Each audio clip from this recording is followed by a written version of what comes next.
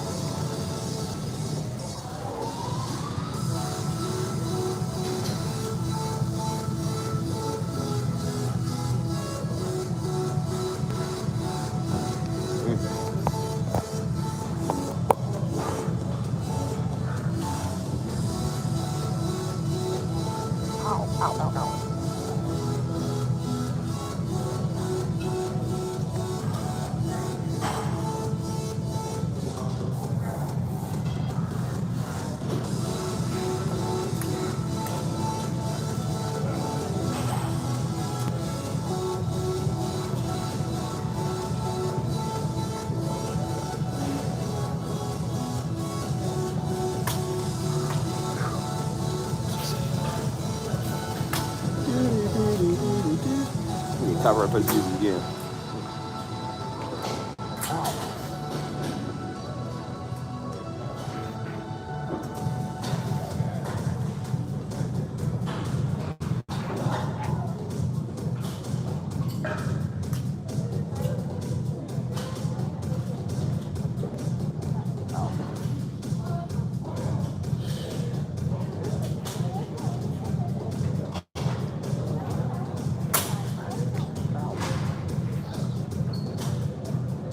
Ow.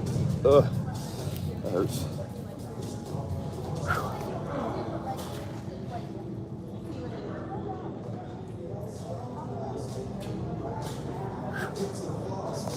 Oh, man. I got 5 likes and 2 people. That's crazy. Like a big deal. Ah.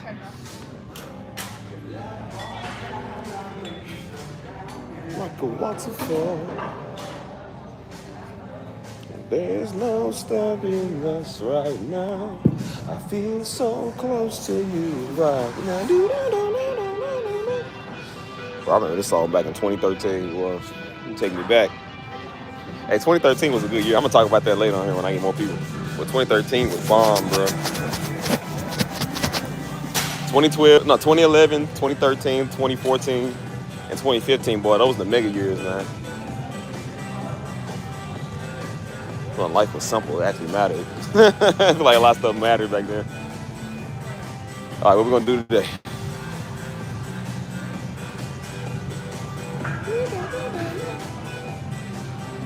All right, what we gonna work? Chest, abs. Start with some of these.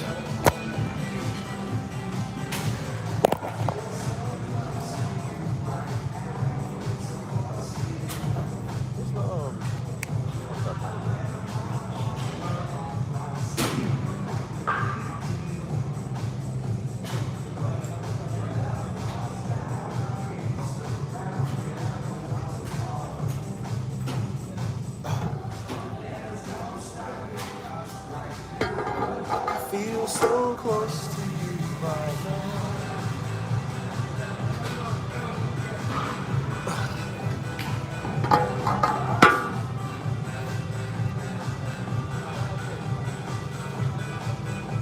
I'm not ready for these, bro. These things take your breath away. Real talk, man. Okay.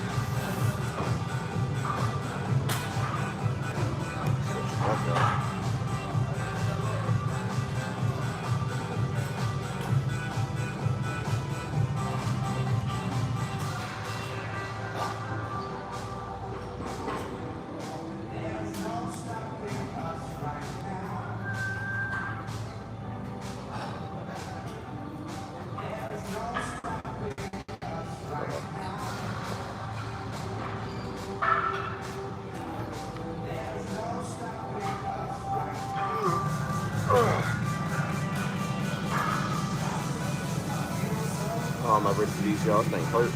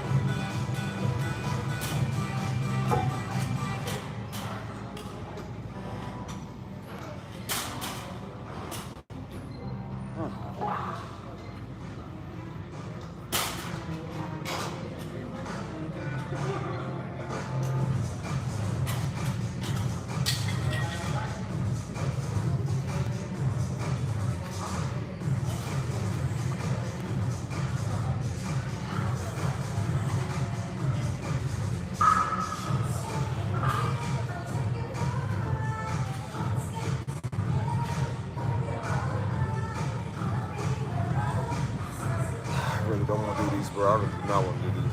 Ugh.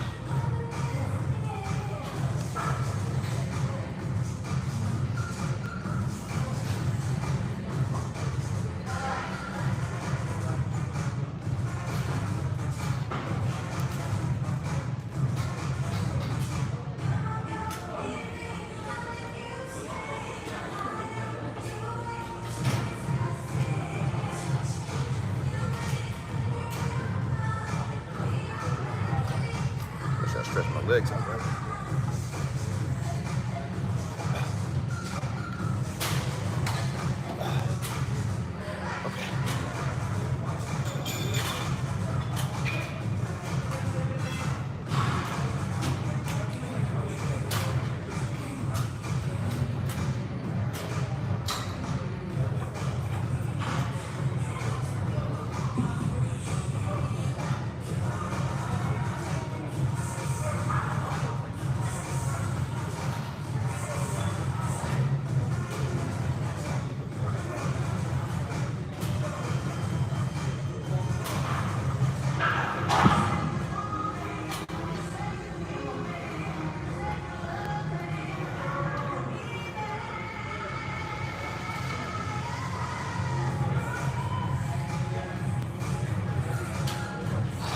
I know I'm stalling, but dang, man, I do not feel like doing these, y'all. These things hurt. You can feel it like back here in your back, kind of like, how much I'm stretched out good enough.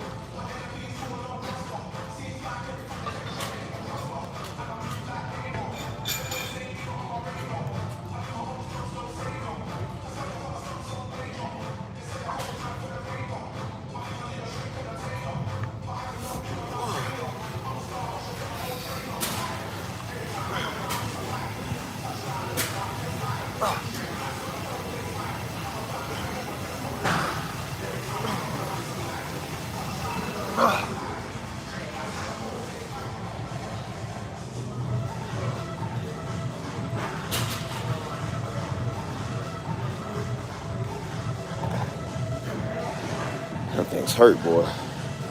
Never get used to them.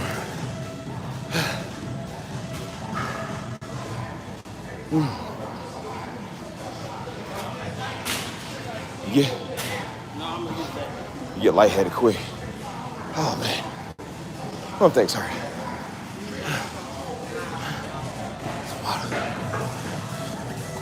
That's one of the only workouts that take my breath away, man. Sit-ups and those. Not even sit-ups, ab. It's the, what is it? I think the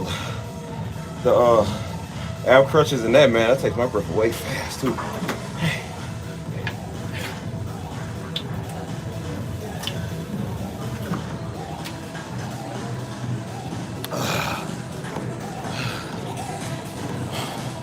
Yes, I am. Hey, share this with the group for me. Too exhausted to.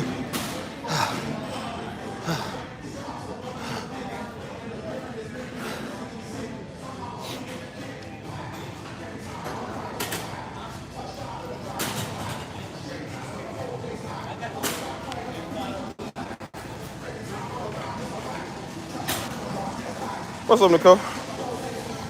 Chicago natives. I'm gonna start calling y'all my old Blackians. My 64th Streeters, because y'all not from 63rd. Whew.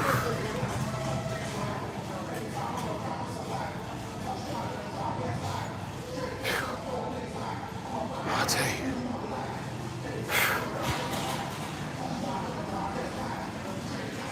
Another great day in the gym. Hard at work. Plenty of space. Plenty of time.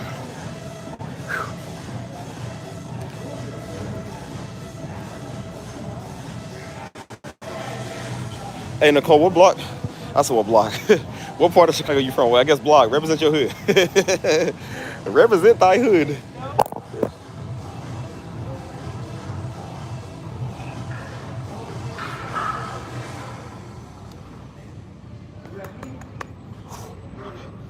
Oh, I hate doing these, y'all. I hate doing these so much.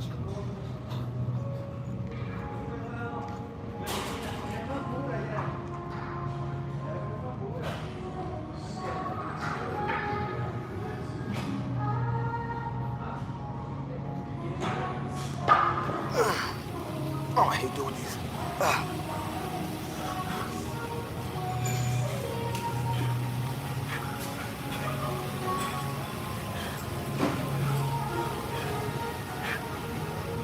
All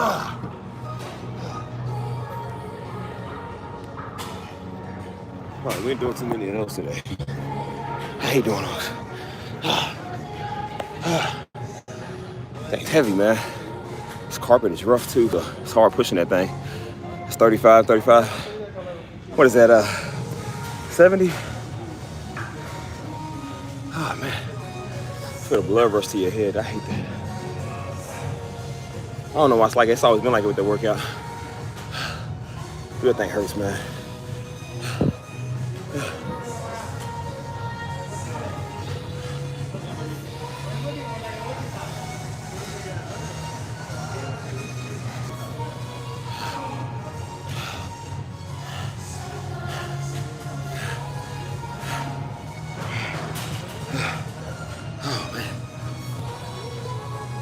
Man, that hurts.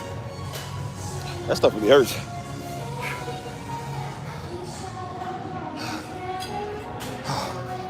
Give me a minute to get my breath back, y'all. That hurts.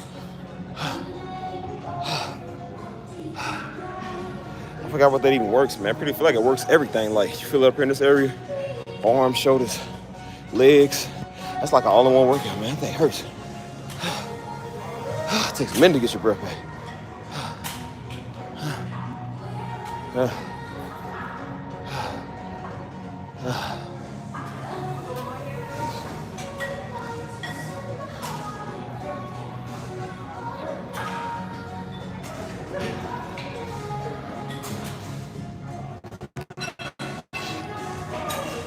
What up, y'all?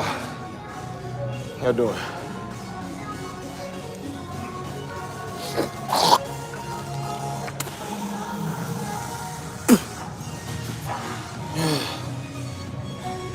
Woo! That thing hurts too. It really is hard to talk after that, bro. Like, your breath feel like it be gone. I don't know how many yards this is or how many feet this little field is, right?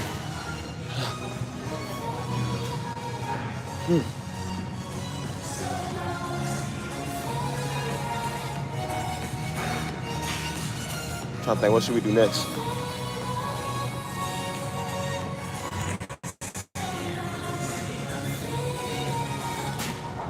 Let's see. I want to focus on upper body today, so I think we'll do a little bit of weight training. That thing hurts, man. Dang.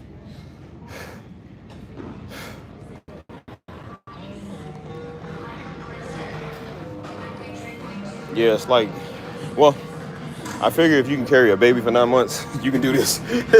At least the pain stops with this, not from being pregnant. That keeps going until you birth.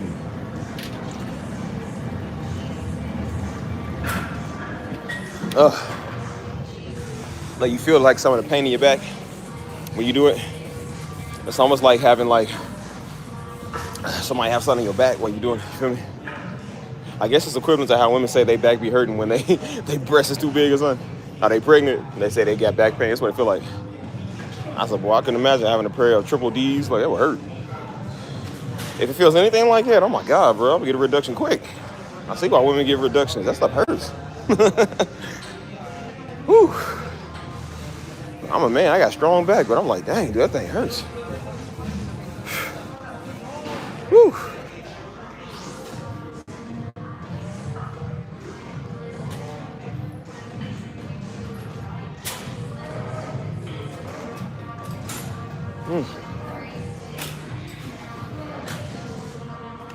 Figure out what I'm gonna do next. What we got going next? What am I gonna do? Probably go to the little smaller section.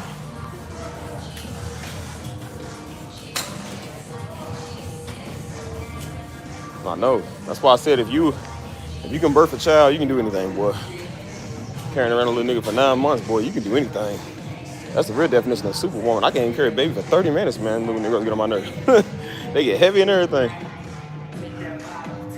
All right, we gonna do it. Probably roll my back out. I think I should do that. I think that's what these little things are for. Like, stretch yourself out.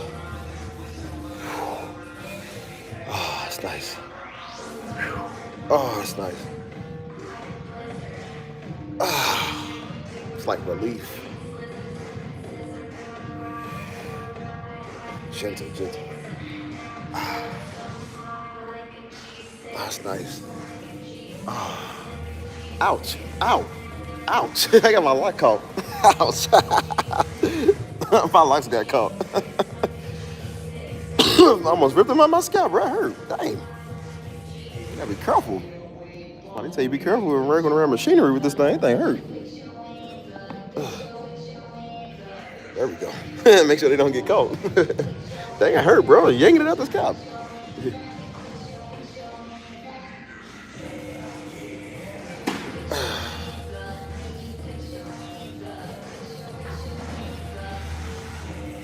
There we go. That feels somewhat better.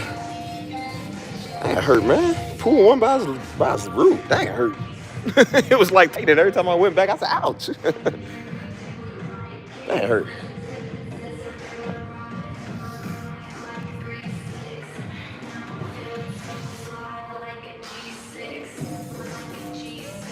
I hate this song. G6. What is a G6? Is that a car? Ain't that a car?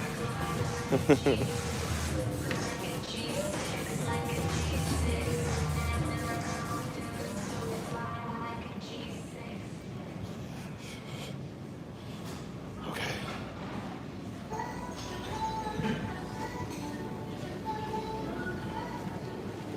Let's see what we're gonna do next. So this is one room I never come in. Like, this is more like they little yoga instructors or whatever, I don't know. I don't really come in this room. But I feel like ain't nothing really in there, you know. Dang, it hurt, man. I was pulling my drip out of the root. Dang, it hurt it.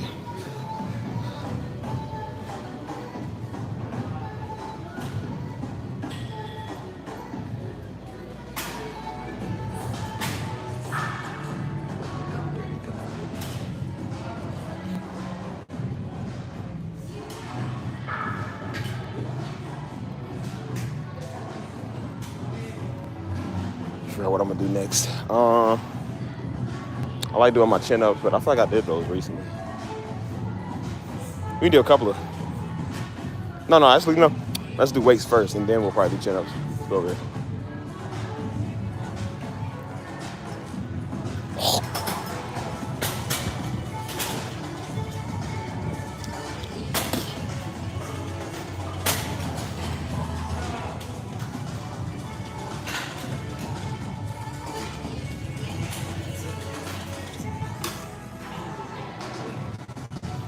I'm still here. Y'all heard me? I was getting bigger, getting swollen. I need to get back to what they used to be, boy. 2016, 17, boy, it was huge, man. I feel like they was way bigger. Let me get 30 pounders.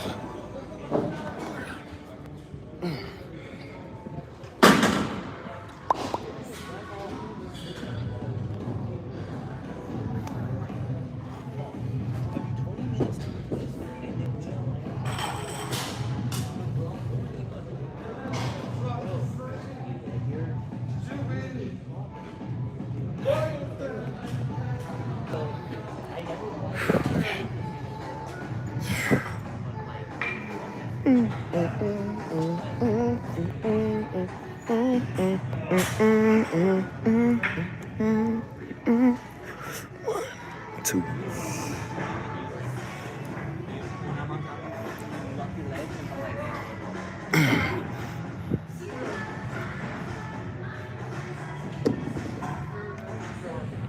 Switch.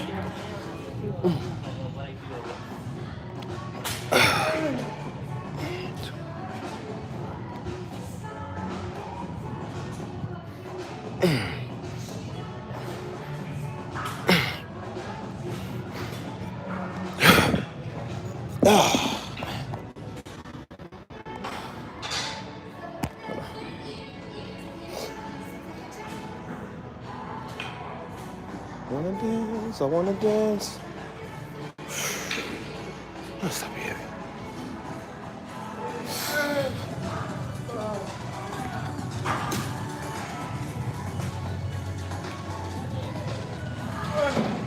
Hold on.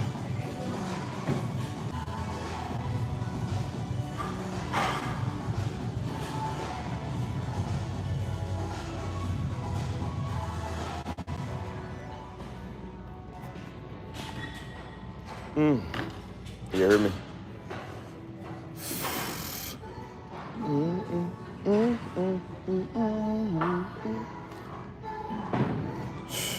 I think so, yeah, 6 days. Try to get back to being consistent again, you know what I'm saying? Like, it's really all about consistency, so. That's kind of why, like, I didn't really lose a lot of muscle mass. Like, I was still cut, I just kind of slimmed down a little bit. So I'm more like bulk, cut, and athletic, you know what I'm saying? I used to be kind of like bulky type, you know what I'm saying? But I stopped being like it because I stopped going to the gym as much. Like I said, I ain't had a gym membership in over a year. So I canceled mine. I had a Crunch membership for a while, but I canceled it back in January of last year. And I was doing my home gym at the time, or the apartment gym. And you know how you don't take it serious because you get lazy over it, you know what I'm saying? And then I was so busy with working, man, and trying to start my business and everything. Like, I didn't have time to really do all of that. So there was times I didn't work out for a while, you know what I'm saying? So I didn't really get back on it. So I started slimming down a little bit, man. I was losing some of my muscle mass. So now I got to build it back, you know what I'm saying?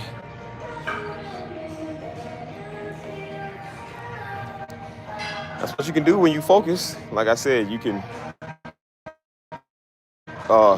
you ain't got to stress out about your business. Don't work like that no more. I ain't got to deal with this dumb dog. So I'm like, bro, I have plenty of time and energy to do what I want to do now. So that's what I like, you know what I'm saying? So now I can focus, you know what I'm saying? No German Shepherd in my face. Like, nobody mess with me like that, you feel me? Like, that feels good, so that I can focus.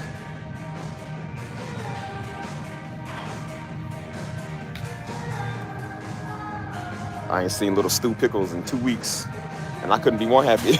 I couldn't be more happy. Hey, I'm delighted. Like I said, how's your dog doing? I don't know. I'll check up on that nigga. he's doing what he do. Mr. Stu Pickles is making old girl happy. She happy with him? Good. Thank you. Take him. I can live my life.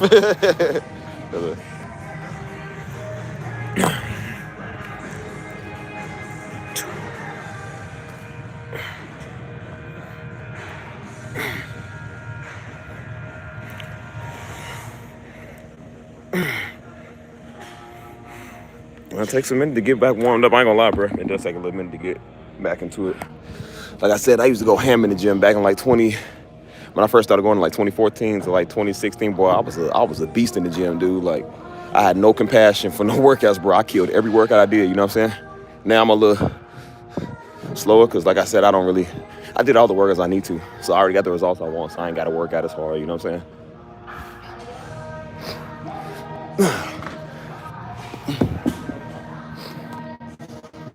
Please, ain't no tank with no teardrop. I do not care about that little nigga. I care about him, I love him, but I'm like, look, you gotta go, boy. You been on my hindquarters for 10 years. Bye-bye now. Ugh. Like I said, old girl got a house, so she got plenty of room, including your offer. I said, thank the Lord. Take this nigga. Please, take him. They was on their way to come pick him up. I said, how far along are y'all? Please, hurry. Please come get him. They said, we right up the street and around the corner. I said, get here faster. That's not fast enough. Get here faster. As soon as they came, well, I was so happy. I picked up Tank's big old fat 100-pound self, put him in the back of the truck. They said, does he know how to get up there? Could we put him up there? I said, I'll put him up there. I picked him up. Tank he be crying when you pick him up. He's such a baby. I said, shut up. Shut up. Put him in the back of the truck. I said, all right, buddy. Love you. Goodbye. She said, oh, feel like I'm prying away your child. I'm gonna cry. I said, baby, please don't, because you gonna change your mind. Yeah, ain't no give back, takes back. No. Don't let you bet not cry. Talking about, well, I'll just let you. No, you don't. Take this child, please. Oh, I was so happy. Well, I said, all right, bye-bye now. Wave the white flag. Bye-bye. You know how they do, like, how the women did on the, when they husband was shipped out to the Navy or something? Like, bye-bye now. They wave like the little handkerchief. Like, bye-bye, buddy. I turned around and said, yes, yes. That's all, yes. Thank the Lord. What's up, Krista? Bro, I don't think you know what 100 pounds of annoying German Shepherd is like. Y'all don't know. It's like take your child that's a problematic child and magnify it by like 6. Ugh. Freaking dog, man. Ugh. I don't want another animal for like the next 5 years, bro. I'm not even lying, bro. Like, I don't even like dogs no more. Ugh.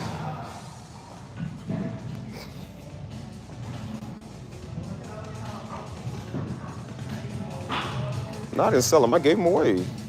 Boy ain't worth no money.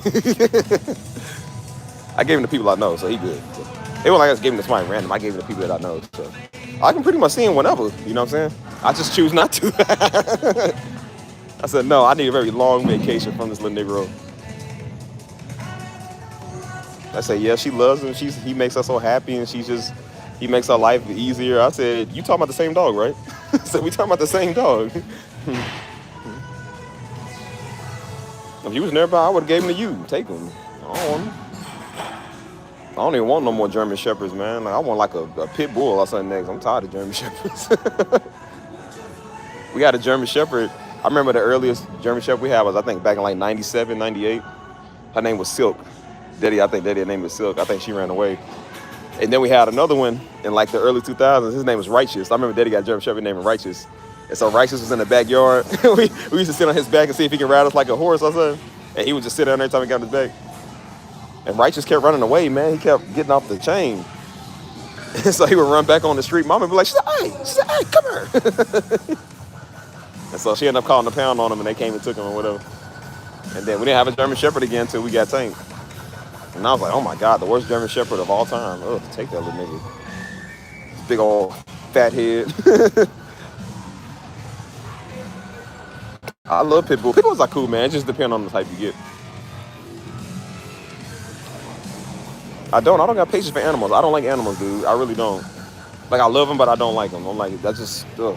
I think people is what make me not like them, because everybody's so sensitive all the time. He's just a puppy, nigga, shut up. It's always some dumb woman somewhere. Like, girl, shut up. Before I baptize you in this apple juice, shut up. He's just a puppy. You gotta learn how to treat him and love him. He has feelings too. No, he don't. He's a stupid dog. God gave me dominion over the animals, over this beast. I'm like, man, you do what I say, boy. If I tell you to wash my dishes, you get up and put on the prayer gloves and wash my dishes. God gave me dominion, nigga.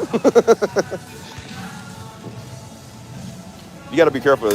Like I said, pit bulls are not really aggressive. It's just, I think, the way people are train them, you know what I'm saying?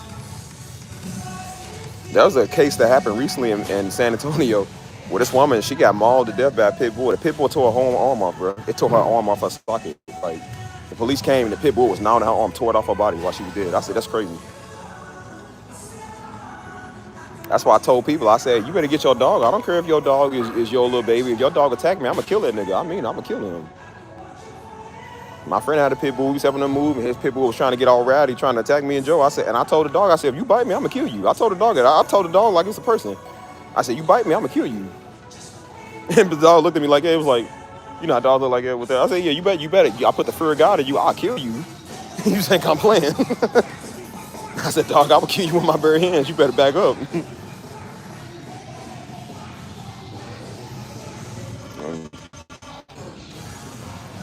Well, that's why I said people shouldn't be leaving dogs around their babies. I think they kind of dumb for that. Like, don't leave no kids around no dogs, man.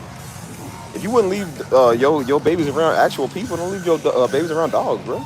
That's an animal at the end of the day. And it's like, animals are nasty, dude. Animals be trying to hump everything. What if they try to hump your baby? Like, animals be pissing and peeing everywhere. Like, they got fleas and plaque. Be licking your baby. Your baby done came down with gingivitis or something. You feel me? Like, and you know kids are dumb. Like, kids just sit right there and let the dog do it. You feel me? Like, you shouldn't even be leaving kids around babies or dogs around babies. Because them little short dogs be the worst. That's like chihuahuas and a lot of them poodles and stuff. They be attacking babies because they be jealous of the babies. They be jealous that the babies get a lot of attention from the owner. And they be attacking the little babies. I said, why I kill that little nigga? You shouldn't be having around your kids anyway. Them little dogs are the worst, bro. I can't stand them. Like,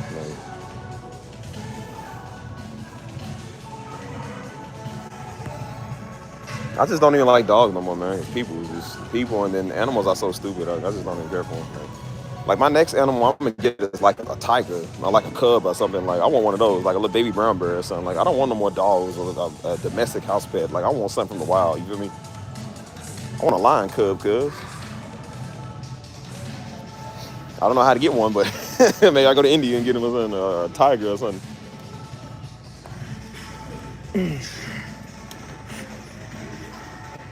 Tigers are gorgeous, man. That's why I said tigers and lions and stuff, they gorgeous.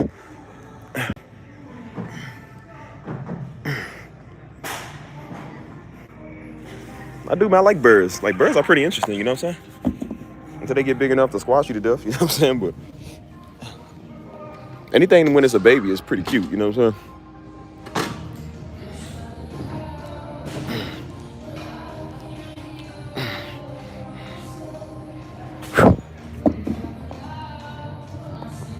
You see, like the tiger cubs, like they be bigger than your average dog, even when they're a baby.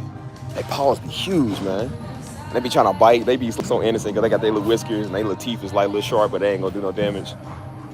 So they can grow one day and just put that grip on you.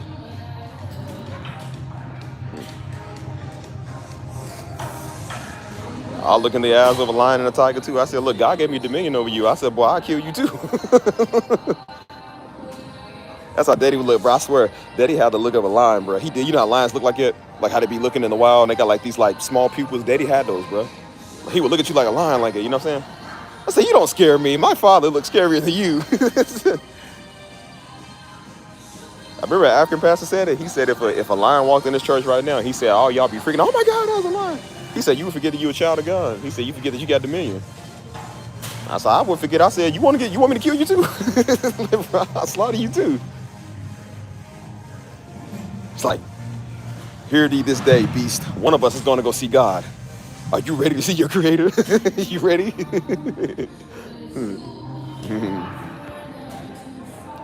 I feel like God would give me like this supernatural strength. Like he gave Samson to kill a lion, like he would give that to me. So I feel like if that would be me, like I take it a step too far. Like I can't just defend myself. I gotta murder, like murder something. Like he's a sadist or something. Like Steve, you didn't have to poke the lion 111 times. Like you didn't have to do that. He was already there. You have to cut his head clean off. Like, why you do that?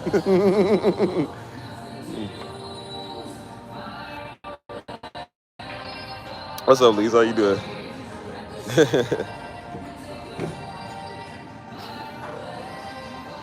Yeah. I said, yeah, I've had to endure Daddy, man. Like, Mom and Daddy are two scary people. Like, there ain't no lion in the world scarier than them. Like,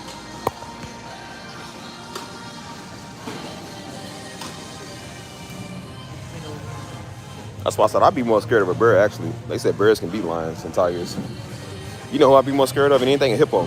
Hippos can beat anything, dude. Not even a bear can take down a hippo. They said a hippo is pretty much invincible. Because they said hippo is not fat, that's muscle. Like they got thick muscle, so it's hard for anything to really take them down.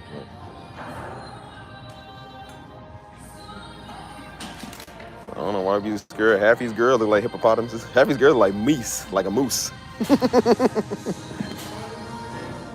I seen some girl look like a moose with a suit. Like, dang, girl. Be careful in their natural habitat, they can attack.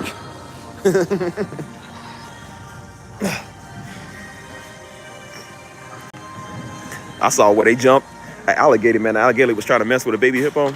Boy, them hippos, the hippos went over and ganged him, dude. They was chomping him from all sides. I said, bro, don't mess with them hippos, bro. You know, alligators pretty much get anything, boy. They could not get a hippo. them hippos went over and jumped him. He was screaming too, but they still was biting him. I hate those little alligators too, bro. They get on my nerves, trying to kill everything.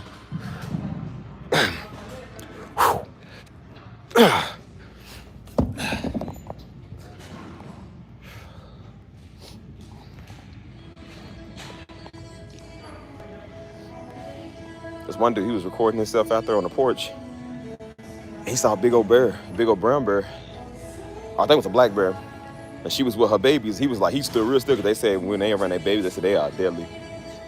I said, boy, please, ain't nothing that a 7.62 Draco round can't stop. Boy, I'll knock you down. You better get out of here if I kill you in front of your kids.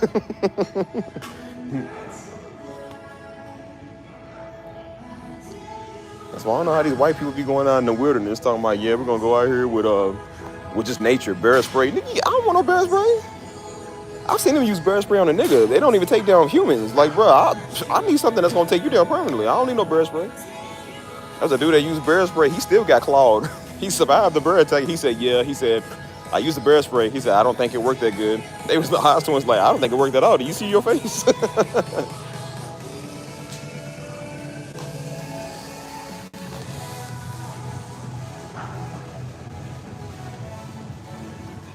God gave me dominion over the animals. So I'm going to take my dominion. Don't mean I'm going to surround myself out there with them, but I'm like, I'm just going to take my dominion. What's happening, man? What's good with y'all? That's why I said, I don't know how people be scared of dogs. I'm like, boy, a dog is not even like in the cat family, like a lion. Like a dog is, I don't know what a dog is.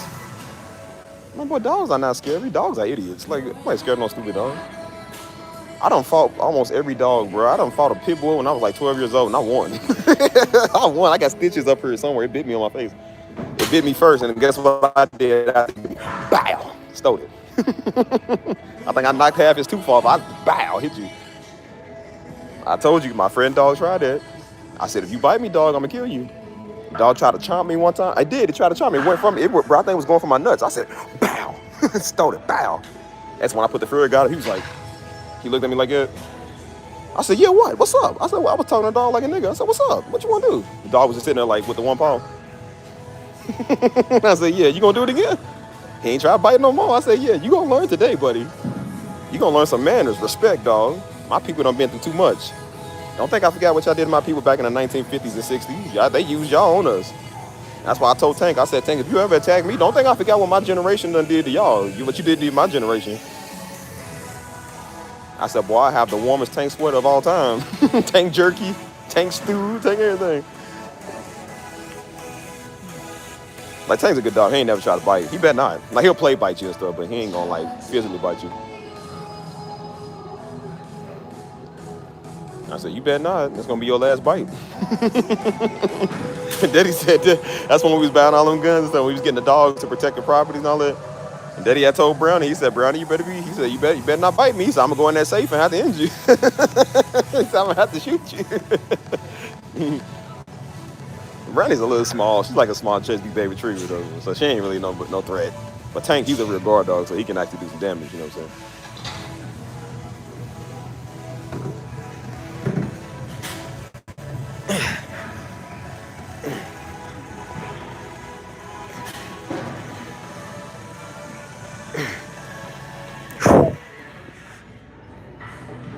I forgot how many sets this is. Is this 4 sets, I think? It's 4 already. You can do like hammer curls. I don't really like doing those. Like, I don't like doing it like that. I like doing like the actual curls.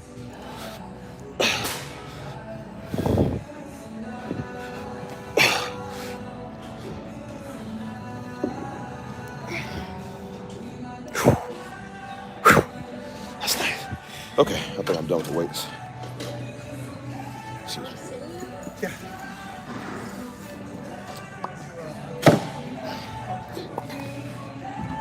No, I just got here not too long ago.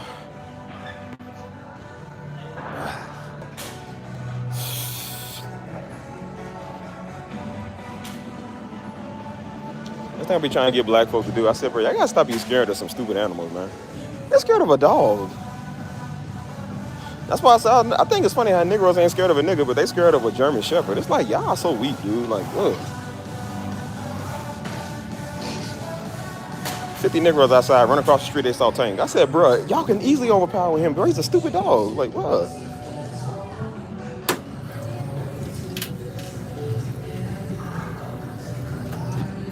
That's how you win an argument with a Negro.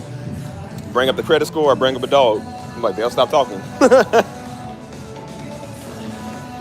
It's funny because I was running the white people that love Tank. I told them, I said, yeah. I said, hey, man, y'all ain't scared of this dog. I said, white people ain't scared of Tank. I said, but black people aren't. They scared of him, man. Maybe there's some generational trauma there or something, but niggas be scared of the smallest dogs, too. I'm like, dude. Like, y'all be flexing guns talking about you gonna shoot your ops, but then a stupid dog come around, you scared of him. Like, y'all so weak, dude. A dog is not even like a lion, bro. They not in the same category. They have no power like that, so crazy.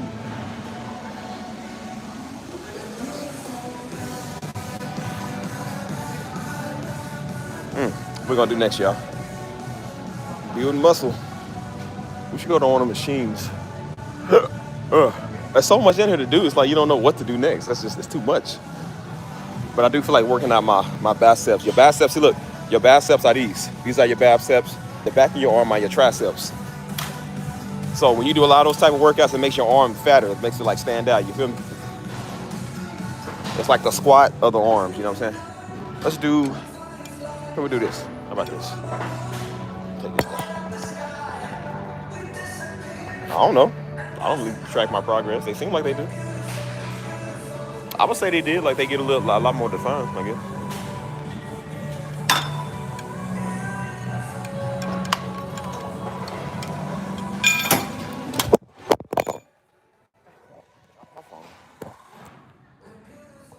Stop falling. Stop.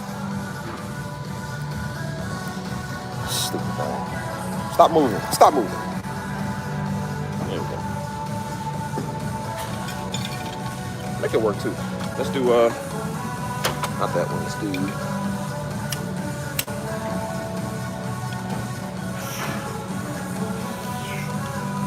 that's better.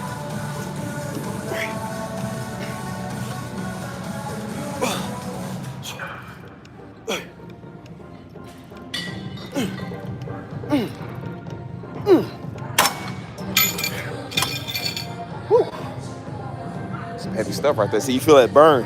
You feel like the adrenaline start pumping, boy. It's like a high, man. It feel good. I don't know. I don't think I really have a favorite workout. That's a workout. Not like I'm German. My favorite stuff be like the basic stuff, like push-ups, chin-ups. I like those better. I don't really care for weights. You know what I'm saying? Weights don't really do it for me. I guess because I maxed out on them. Like, I don't really care for those. But the actual, like, stuff like these machines like this stuff actually works better. I like stuff like this, like the little Bowflex type. Or like, you know, like the little pull-up bars and stuff like that.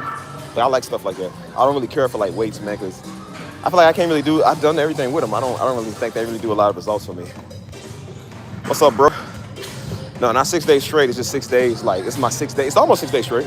Because I've been doing this almost every day. So, my least favorite sit-ups. Bro, sit-ups are the hardest workout probably of all time, dude. Like, I've been doing them since I was a teenager, man. You still don't get used to them. I don't think you'll ever get used to sit-ups, bro. They hurt. I mean, that's how I got an 8-pack, you know, but it came for the cost, boy. Oh, my God, it comes with the cost. That hurts, man. Like, your breath is gone. Like, the next day when it's sore, it does feel kind of good because you got, like, the little soreness, but the same day, that hurts, man. Like, it takes so much out of you, dude. Like,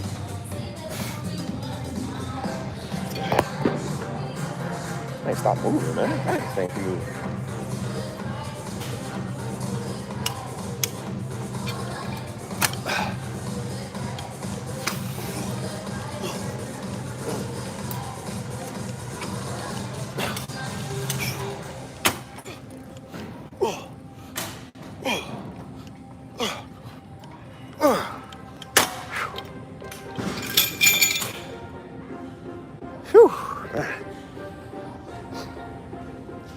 See, feel that burn, see? Oh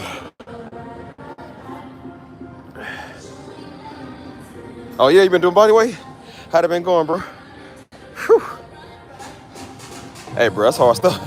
This stuff is hard. You know what I'm saying?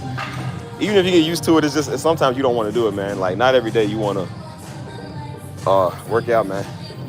Especially when you live in this Texas heat, boy, you are not thinking about working out. That's just, it makes you want to stay indoors. You know what I'm saying? So, but then it makes you get in here when you realize you're paying all this money for this gym membership. So it makes you get up and go, you know. Hey, go join it. Hey, look, it's not that expensive to go join. I'm trying to tell y'all, man. I try to tell so many people they want, I want to lose weight. I want to be slim. And then I'm like, okay, well, go get a gym membership. Oh, it's $10, $20. That's too much money. I said, you spend $20 on a burger, you big hippo. Like, you ain't got a problem with that. Spend $20 on a stupid purse that you don't even need, or a shirt that you don't even look good in anyway. You might as well go spend $20. That's why they want to come on your membership. Well, you got a black card. Like, you ain't gonna take it serious or no? I was like, well, $10, that's too much money. I realize niggas don't want to invest in themselves. I tried to tell one of the homies that, man. He was trying to figure out how to get women. I told him, I said, well, bro, you can't walk up to women like you used to no more. You got to go get a Hinge or a Tinder or like one of them dating apps. I said, no, meet people like that's how you meet people. You get like 10 free swipes a day. The rest of them, you got to pay for a membership to have unlimited swipes. He's, oh, I don't want to pay all that money. It was only $14, y'all. The nigga couldn't pay $14.99. I said, bro, just $14.99 to meet your spouse, your future person. He didn't want to invest in his woman, but he wanted women to just automatically. I said, well, bro, they don't even know you exist. You only get 10 free swipes. You are one out of a couple 100,000 people in San Antonio. San Antonio got 1 million people. 1 million people is using this app. You are not going to be on the first category, bro. He's like, oh, that's too much money. I said, but you pay $14.99 for every other stupid thing. I said, but you don't want a woman then, bro. You ain't serious. You can't invest in your woman. That's what you're saying. Your woman too cheap. Your woman going to look at you cheap, man. Oh, you got insurance? Well, I would be using that as free. You ain't got to pay $30 a month like me. I think next month they're going to charge us $64, man. It's like an annual yearly fee. So stupid, but it's worth it, though. I ain't going to lie. It's worth it with everything that come in there. Try to tell dude, I said, bro, if you're not going to invest in yourself, that's like somebody saying they want to be a musician, but they want to invest in the keyboard or the music. It's like, bro, you got to invest in it. I said, bro, your woman is out there. She just don't know you exist. I said, you don't have the luxury of walking up to women like you used to no more. You got to put yourself out there where women can find you. Because he was like, well, nah, I got a profile, man. Ain't nobody swiping. I said, dude, you are one out of 200,000 men here. I said, bro, there's 1 million people in this city. You are not going to be on the #1 page. That's why you pay for the membership. The membership advertises you to other people daily, and you get this, and they might find you that way. I said, bro, you got to invest in yourself to find your woman. He didn't want to do that. He was like, nah, it's too much money. I said, if you can't pay $14 for an app to advertise yourself, you're not going to pay $14 for a woman on a date. That's the way I look at it. You a cheap dude. What you saying is your woman ain't worth it. And I said, see, that day, you got to make sure you stay on top of it because your woman could be right there that day, and that day only. And if you miss your opportunity, you might not ever get that opportunity to talk to her. But I didn't think about it like, he was like, see, man, it's just, he's like, nah, these apps just want your money. I said, they want your money for a reason, bro. They're advertising you. They're advertising you, man. You got to have I got to put ads on my stuff sometimes because sometimes you need more traction. Sometimes the algorithm sucks. You can't get it out there normally, so you got to pay for ads on a few things. You feel me? That's just how it goes. You know what I'm saying? Like, they say you preaching to me. I mean, bro, that's why I was telling the homie it was common sense. The homie didn't want to think about it like that. They'd be like, oh, well, nah, man, that's like desperate because you paying for it. I'm like, no, it's not. I said, bro, you ain't paying for no boxes. No, buying OnlyFans makes you desperate. Don't do that. I said, you putting yourself out there to find your future spouse, that's what you have to do. I said, bro, the dating game is different nowadays. You can't just walk up on women like that no more because Negroes are weird and then women be weird too. So you got to put yourself out there a different type of way. You might have to slide up in the DMs or you might have to put yourself on an app where you hope somebody matches with you. What's so hard about that? I said, bro, put your best photos on there. And then when they see what they like, they swipe right. You get a match, you start talking, and then you kick it off. Whenever I had a profile, I said, bro, I'll be in the gym, I have my light skin smolder. I'm a dark nigga, but I said I have my light skin smolder, man. I was doing all of those, like, man, I was looking fly. I put my best photos on there. You got to put a gym selfie on there so they know you got gains. One with the 8-pack, and then you got to put your fly outfit, your streetwear on there. You feel me? And then I'm in a suit going to church. So they say, oh, he's a godly man. He's handsome and he's good, well taken care of. And that's what I would do. You know what I'm saying? And I said, bro, I didn't mind paying the $14.99 because I said, bro, there's 1.7 million people in San Antonio. You are not going to be the first one on the page, dude. You probably not even the first 10,000. You probably not even the first 50. You're not even the first 20, dude. Like, you gotta put yourself out there. I told myself, bro, I don't always get swipes either because there's so many people. Bro, it's too many people. That's what I'm telling you. I've seen pretty girls even say they don't always get a lot of swipes because it's too many people, bro. You only get 10 free ones a day. And then you swiping through people all day. You know what I'm saying? And being in San Antonio, it's hard to swipe no because most of the women here are pretty. They're beautiful. So it's like, oh, I like her. So if they all hit you back up, I'm just like, man, look, man, 3 of my 7 girls didn't take me back today. Hold on. That's why I said you got to just advertise yourself, man. I said, bro, might be a woman, she might not like you. She might think you're ugly. I said, but then there's a woman who might think like, hey, man, you know, I like him. He's cool. Every woman that see me don't think I'm attractive. And you know what I say? Well, that's why you're a heifer. But the ones that do, I'm like, she got good taste. I said, well, girl, that's why you ugly. Well, you know what? Look at your hairline. You know what? Oh, yikes. Jeez, look at you. You know what? That's why you're ugly.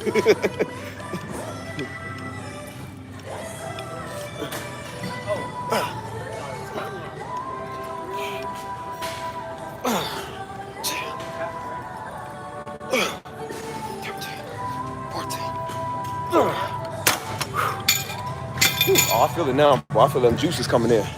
I feel that being pumped now, bro. I got the energy going. Yeah, there we go. And I told the brother, I said, bro, you got to get in the gym, dude. Get in the gym and start working out. I said, you got a membership? Nope. I said, so are you working on your gains, your physique? Nope. I said, well, then, bro, you don't want a woman. See, them dudes be the type that be like, well, you don't have to change yourself. And yes, you do. That's the whole point about being with somebody. You have to change yourself. I ain't saying go get no BBL or go get no surgery. I'm saying change the way you are. You got the characteristics about you that you need to work on. That person's gonna make you change you. You feel me? What's wrong with putting on your best attire? What's wrong with going and getting some extra muscle? Like, bro, ain't nothing wrong with that. These be the dudes that want the women with the nice curves, physiques, good attitudes, big butts, no attitude, no fighting. I'm like, so you don't want a woman that exists. You want an AI robot. Because I'm gonna tell you now, don't know women like that exist. I have looked. I have searched far and wide, brother. I've tried every culture, and I ain't seen some. But there is not a woman that don't exist. I have not tried Asian yet, and I'm convinced Asians might be worse because they would Chinese chop you. Asians can fight. I'd be scared to get on my girl nerves. She Asian, but she might kill me. She might crouching tiger, hidden dragon, a nigga. Like, do what Master Oogway did and paralyze you, got you over here doing the origami. I said, hey, baby, I'm sorry. Like, can you unparalyze me now? Just do the magical things. Don't get on the Asian woman's nerves, boy. They will break your spine and then put you back together and break your spine again. Everyone should be becoming the best of getting with someone else. Well, that's what I said. I'm like, people just don't want to try. They just think that everybody's supposed to like them. You know what I'm saying? So I told him, I said, you ain't got no gym membership. You don't go work out. You won't pay the subscription to find somebody that likes you. I told him, I said, bro, your spouse is out there. They just don't know you exist. Everybody's spouse is out there. They just didn't, like people I married now. They married now, but they didn't know their spouse existed. They had no idea they was going to be married to the person they married with today. But they had to put themselves out there. If they wasn't happening to stand in line that day, or they didn't put themselves on that app, or they didn't slide up on somebody, or they didn't be like, hey, you know, I want to know somebody, so they talk to their friend, they would have never met that person. You got to do what's necessary, man, to find people. If you're not going to do that, then don't complain when you don't get a spouse, bro. Don't complain when you don't get somebody. I try to tell niggas this, man. I said, brother, the days of women walking up on you like that, it's very rare. Unless you me. It works with me. You know what I'm saying? I mean, I'm not to brag, but they always just walk up to me. And that's the way I like it, because I'm like, I don't like walking up on people. But I said, but bro, you might not be me. You know what I'm saying? I was even telling him like it was simple. And the other homie came and told me, he said, bro, he said, you gotta understand, he's not you. He said, he's not you. He don't have the mindset you have, you know, what you get. And I said, well, bro, if you do it right, you don't have to. You can just be you. You feel me? And I said, he didn't want to invest. Him and it was another dude that was saying that. They said, you pay for a subscription? I said, yes, because you got to advertise yourself. He was like, I don't know about that, man. I said, but you talking about you want a woman who don't know you exist. How's she going to know you if you won't put yourself out there? The app advertises you to the woman that might like you. Duh. Oh, keep in mind, that was one of the other guys. He was the former simp nigga that wouldn't leave the single mama alone. The one that was talking about he's an alpha male. He wouldn't. It's funny because he bragged about how much he loved being at swinger parties. He loved women like that. He didn't mind paying for women, but he had a problem with paying for a membership. You see what I'm saying? What a nigga. That's why I was like, you know what? I'm getting new friends, man. I'll stop hanging with him. You won't pay for a membership to find a woman, but you'll pay for some box. You paying for some loose salami, you stupid nigga. Oh, stupid. 1, 2, 3, 4, 5, 6, 7, 8, 9, 10, 14, 15.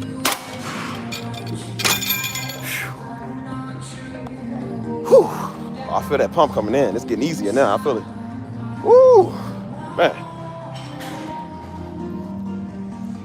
Get some water. Buddy said paying for a subscription is too much.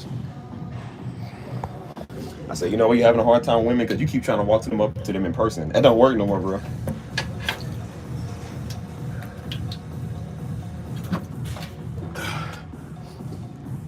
I know dudes like it.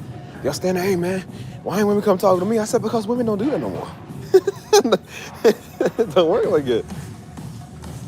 I said, see, when you think the world revolves around you, that's what you think. I said, brother, it don't work like that no more, dude.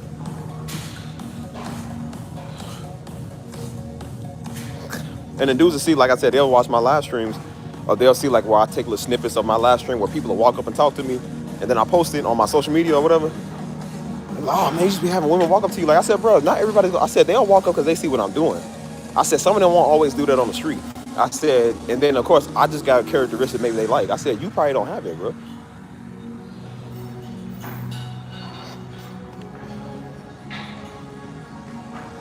And I'm like, dude, just go get fit. That's why I'm trying to tell niggas. Dudes be a whole twig in this beast, man. Be sitting there talking about they want a thick woman. Like, bro, you couldn't handle it. She gonna crush your pelvis.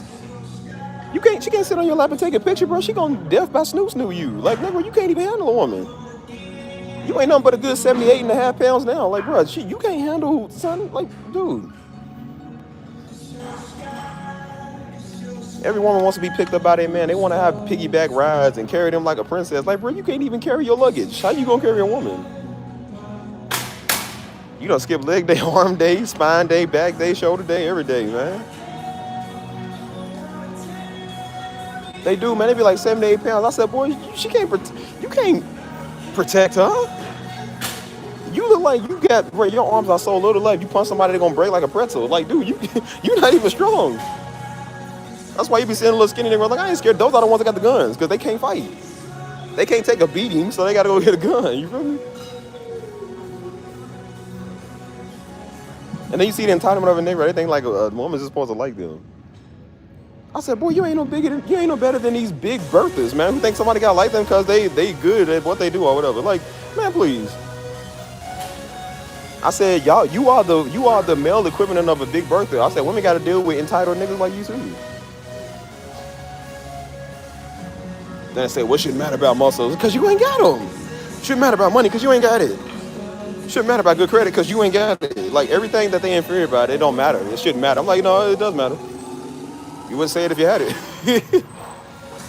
That's why I said, well, nah, getting women's not the only thing that matters. I'm like, it's nothing you could ever get in the first place. If a person don't matter to you, you could never get them.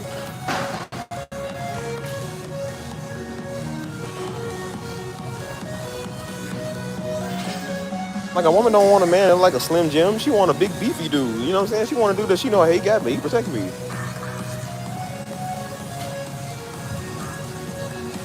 You want to know a nigga up and pick him up. You feel me? How about you? Put that there. This thing looks like steel, dude. Try this angle. All right, let's go heavier with some heavier weight, y'all. I'm gonna go with, so it says 71. Let's see how this is. Oh, that's heavy. 2, 3,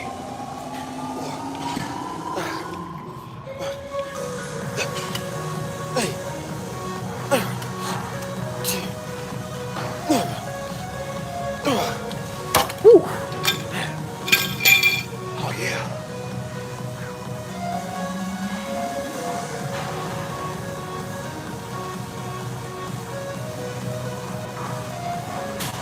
There we go.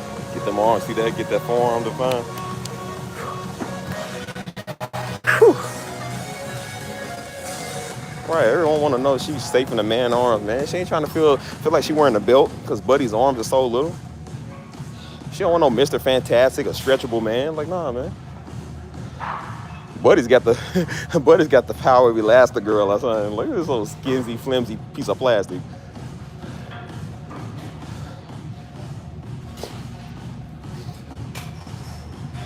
Somebody, you want a woman, you couldn't tame one, boy. Why do you think they call y'all women fat? Because y'all too much to handle.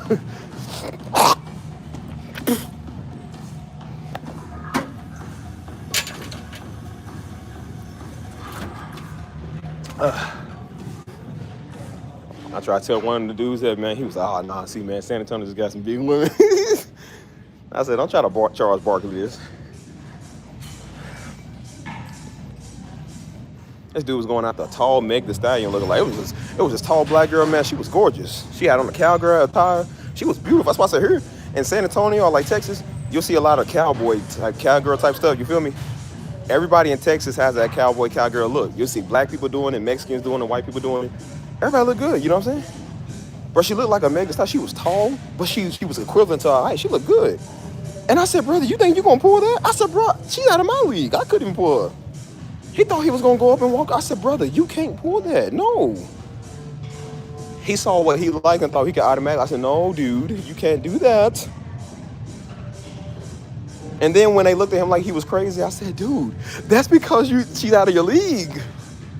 They be thinking, oh, I'm a nice dude. No, bro, I'm a nice dude. I'm a good-looking dude. I got it together. Even she was out of my league. Like, bro, she was a little taller than me. I don't care about one being taller, but I was just like, bro, I could tell she was probably a little bit out of my league. I said, that's why I ain't say nothing. And he thought he was going to go up and walk him and talk to him. I said, bro, no. They like black dudes. They don't like your type of black dudes. Like, no, man. Let's see, I should do. I don't want to do the ropes. Let's see what I'm going to do next. Chin-ups. That's what I do. Chin-ups get them arms going like those. Buddy skipped everything and went right to the Meg Thee Stallion look like. I said, dude, no. And then me and the homie, we said, hey, well, look, bro, there's some girls over there, you know what I'm saying? There was some bigger girls, but they wasn't big like Respucia or nothing. Like, they was just kind of like, you know, they had a little weight to them, which ain't nothing wrong with that. Like, you got to know how to tame it. Dude was like, nah, man, I ain't into fat girls. I'm like, you got something to call somebody fat. He said, nah, they ain't my type. Like, but your type is Meg Thee Stallion, you can't pull? Well, no, brother, I'm sorry. Listen, I don't like Meg Thee Stallion either, but I'm not going to lie and say Meg Thee Stallion's an ugly woman. Meg Thee Stallion's a beautiful woman, but, I mean, I think she got a nice physique, and, you know, she look cute sometimes. I just can't stand her face. She got a face that just make you want to throw a piece of water at her or something like that. But I'm not going to say that she's not pretty or she ain't got it. She got it, you know what I'm saying? Because before the fame, Meg Thee Stallion, she was pretty. She was a beautiful woman, you know what I'm saying? But I said, brother, you couldn't pull her. You couldn't pull her. What's out of your league, man? No, I mean out of his league. Like, you know, there's just some people you just like, you know, you are not the attraction type. Like, you already know, like, bro, she ain't going for dudes like you. You feel me? Not that they snobby. It's just everybody has a right to be like there's women that I'm probably out of their league. It doesn't mean that I don't like them or that they hideous. It just means I probably just don't really want them like it. You know what I'm saying? When you act like a weird man, of course, yeah, she's out of your league. They don't want weird men. That's what I'm saying. Like, when you acting crazy, you sitting there staring at them like, yeah. Like, doing that, like, yeah, she's out of your league. That's why they like people like me who don't even pay them no mind. I'll be the only dude that walk past and don't even stare at them like that. I go on about my business. They're like, why ain't you looking at me like everybody else? I'm like, girl, because you all right, whatever. I'm like, all right or whatever. What does that mean?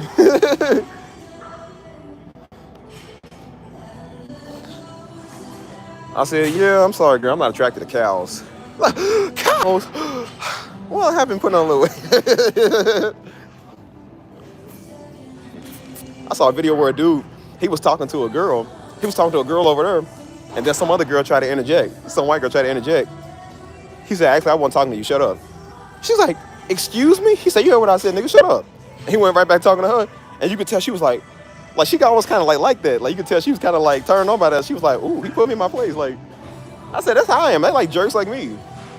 I'm like, shut up, you hideous creature. You're like, oh, I've never been called a whore before. Something new. Well, I guess I'll come back inside. Yeah, get in here, you smelly tramp. No, I don't say that. I don't disrespect women. Women are people too. They just have emotions. They're people too. The good Lord told us to respect women, so I have to respect women. True. Like, I see the women that be coming over my stream. Like I said, I just be chilling, just sitting down. Again, I don't walk up on people like that. So I might see somebody, I might see a woman be like, oh, she might be a little bit out of my league. Like, I wouldn't probably go talk to her. But here in San Antonio, they not snobby. They'll actually talk to you because they really nice. You know what I'm saying? All it takes is a conversation. Hey, what's up? How you doing? You feel me? I guess what I do, I put on my little player smile. I do like it, you know what I'm saying? Got my little smile. That's why I always hit them with the familiar line. Like, you look familiar. I say that to everybody, dude. You don't look familiar. I don't know you niggas. Like, I just say that because that starts the conversation. Y'all haven't guessed it yet? You look familiar like I've seen you before. I'm like, I ain't never seen this nigga a day in my life. Like, girl, you don't look like nobody I've ever seen in the sandbox. But, I say that because I know it's going to start a conversation. And then I say, oh, yeah, where you from? You're like, what part of town you stay in? You feel me? And then that's how you start a conversation. It's like, I can't listen. I don't know if you see them on my live stream. Women come on my live stream. Remember just the other day I did a live stream outside? Them same girls came back. They said, you remember us? I'm like, yeah, I remember y'all. I remember y'all. So, oh my gosh, we love you so much. You're so cool. Like, see, I get invited to all the parties if I wanted to. I don't go to those, but that's how it works. And dudes will be watching. I'll post it on my Snapchat. They'll be watching. I'm like, oh man, that's like, dude, like I be saying people you be pulling. I'm not pulling nobody. I'm just sitting here minding my business, man. Men will come up and say what's up. Women come and say what's up. When you just in your natural habitat, man, you attract people. People are just cool like that. But if I wanted to take it there, you see what they say. When you sitting out here, they be like, why don't you come in with us? Come over here with us. We about to go partying. That'd be a great invitation to pull one. I just don't. I'm a veteran at the game, man. I'm retired, man. I've been doing this over 10 years. I'm done. No, I'm tired, man. If I didn't pull none, this would be a gold, man. I'm like, bro, this is so normal to me. This happens all the time. So I'm just a simple man that manages business. I said, girl, listen, I care about this dinero, this munyon. This munyon is what I'm looking for. The strength training. I'm trying to get like this Chinese strength training. They be hanging with their pinky and stuff. I'm trying to do that. Be like a Shaolin monk or something. I am, boy. I'm a retired veteran, dude. I'm retired from the BLM, the Black Cause. I put in my march, man. I put in my civil rights movement. Now somebody else put it in. I'm retired from the game. Like I said, I done pulled so many women. I done pulled more women than I pulled my pork, man. I'm tired of it. I said, I'm done. Game is boring. I said, let's do entrepreneur. Let's do something I ain't never did before. It's called getting this money on. Like, let's do that. Like, let's start a business, man. A 7-figure salary business. Let's do that. Like, that's something I ain't never did before. Hey, Mike. I done turned into Yujiro Hama. hey, Yujiro Hama ain't care about no women. He was with his baby mama. He ain't care nothing about her. She was trying to be all up on him before a fight. He said, girl, get off me. He just cared about being the world's strongest. That's what he wants. That's what I want to be, the world's strongest. Mike, no. Turn to Yujiro Hama. I don't care about no women, no money. I just want to be the world's strongest. Settle down, you old geezer. I want to be the world's strongest. That's how he talks. You old fool.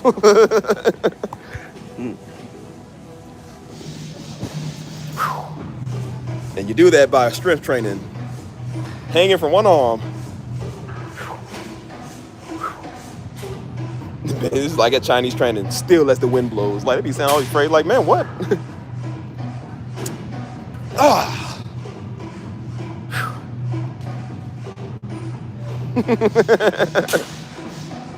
Nah, that's the people that's actually stronger than Yujiro. I think his father, Yuichiro, was stronger than him. And then on the new season, the samurai guy, they say the samurai guy is almost stronger than him too. Whew. I said, man, I just want to be the world's strongest. That's why you get hit on so much, bro. I was in the store the other day. Some Arab walked up to me. She said, you are so handsome. Like, they say this all the time. They just walk up, you are so cute, so beautiful. I was at church one time, man. One of the women, she gave me a hug. She said, oh my gosh. She said, isn't he just so handsome? She said, he would just really make one of these women happy, wouldn't he? I was like, do I know you? I said, do I know you? Even the pastor's wife's mama, like, she beat her, and she's Mexican. She got this nice accent. She said, oh, she called me, oh, my handsome boy. She said, you are so handsome. She said, you look so good today. I was like, thank you, mama. I so appreciate it.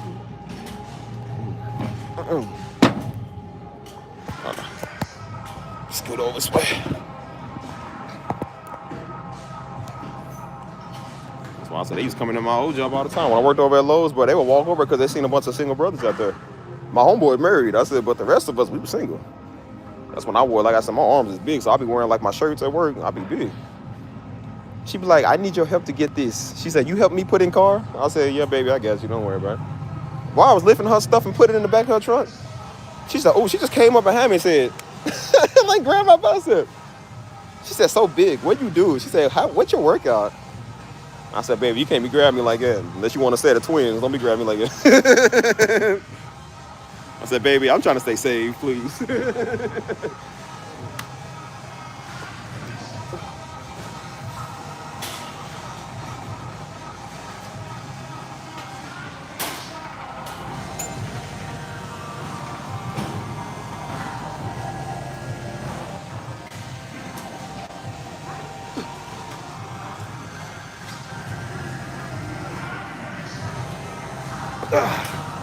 Ooh, I feel the workout coming. I feel the adrenaline rushing in now, baby.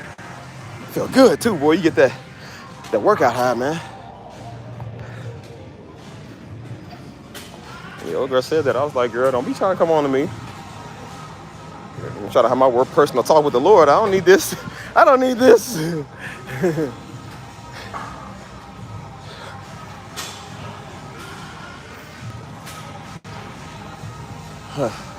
I told y'all one time that one girl came in with her mama.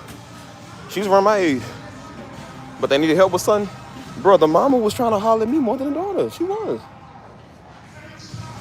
She said, you such a strong man. She said, you lift, she got an accent. She said, you lift like napkin. It was like 50-pound bags. I was lifting with one arm.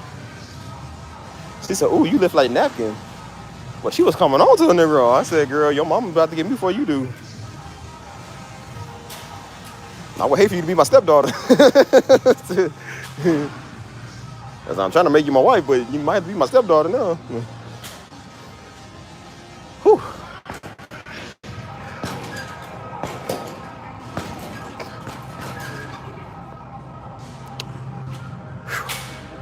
Oh, I love that feeling, man. That burn, that feels good.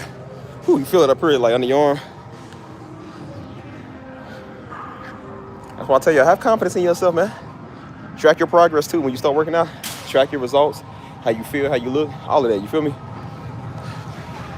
Then you'll be able to go outside, man. Like I said, you can go to the pool party feeling confident when you wear your bathing suit or your two-piece or whatever.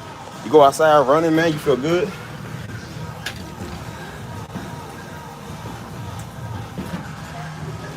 Ah, man.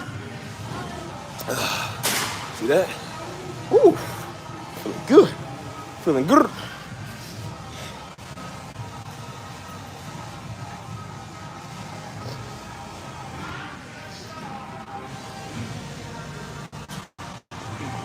That's why I said, like, you don't know what side of your league, man. You just got to talk. You got to put yourself out there. And I said, when you go, I don't know what cities y'all be in. Some people do be a little snobby. I know in my city, they kind of snobby, but San Antonio, man, they really nice, man. You know what I'm saying? That's that Southern hospitality. They really nice, and they look better, too. So you'd be surprised, man. All of them, the black girls, the white girls, Hispanic girls, like, they all nice. You feel me? Like, you just got to talk, man. That's why I be trying to tell fools. I said, bro, it's all about the way you approach them. I said, sometimes you don't want to approach them. Let them approach you. Put yourself in the predicament for them to approach you. I be trying to tell fools how to do the game. I said, bro, I'm a veteran at the game. I know how it goes. Why do you think I go over and sit in on that same spot? I sit in that same spot because there's a big people interaction. I know when people see what you're doing over there, they're going to come and see what you're doing. That's a great way to network and talk to people. I be trying to tell dudes this, man. I don't know how they don't see this. Bro, I'm a vlogger. I don't like to think of myself as a content creator. But I said, dude, I do this. So when I do this, that's why I'm always outside, so I can people network, because people see what you're doing. San Antonio has a big vlogger population where people do this influencing. So people think you big time, so they want to come and see what you're doing. Like, that's what they do. Everybody's interested in what you got going on. I be trying to tell dudes that, bro. I told the homie, I said, bro, start doing what I'm doing. Document your experience and start going around people, document it, and people want to be in your video. That's how you make interactions. That's how you get social media followers. That's how you might find your girl. You might be able to do stuff like that. I'm trying to tell you how to do the game. That's why I tell people, man, like how the game works. I tell everybody about overseas. I show people when we have people coming here from different countries. I pull up their country on purpose to show people what the country look like, the food look like, what the women look like. You got options. I'm doing it on purpose to show you, man. I'm a veteran of the game. I'm trying to tell you. I told you, man, I could have been married a long time ago if I wanted to. I chose not to. I don't care about that right now. I care about some other stuff. But if I wanted to, it's not hard. Bro, getting women is not hard. Getting $1 million is harder than getting a woman. Getting a woman is easier than getting a piece of candy. Like, bro, it's gotten so easy now. It's just the stuff that you don't really care about like it no more. Again, I'm trying to show people the game. I see dudes make it so hard. It's like, man, it's just, I don't know, man. It's hard nowadays. No, it's not. It's harder to kind of maintain one maybe, but to get them, no, it's not. Dudes just don't try, man. Like, when I say, yeah, when you're a weirdo, yeah, of course you're going to have problems with it.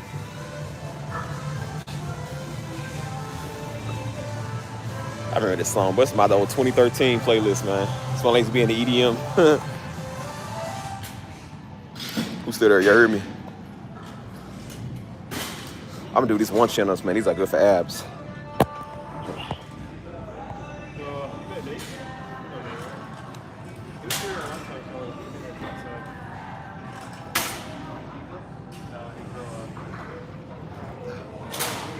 Sweet, you the ones with the legs out like that?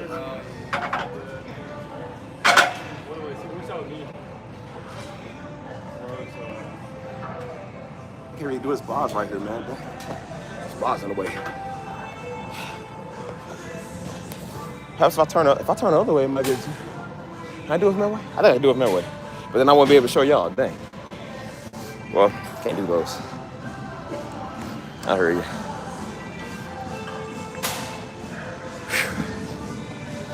Trying to show fools the game. They don't want to hear what I'm saying. Complaining about how hard it is. I'm like, all right, cool.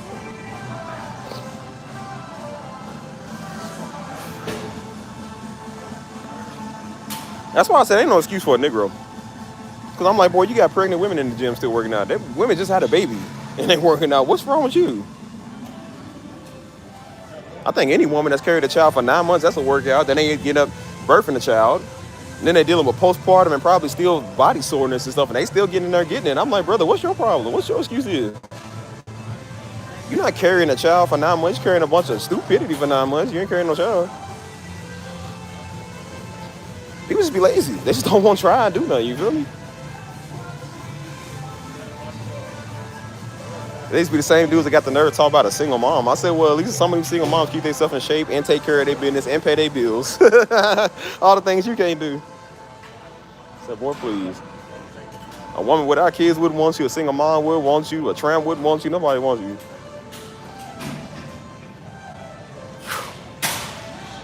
What are these for? What are these?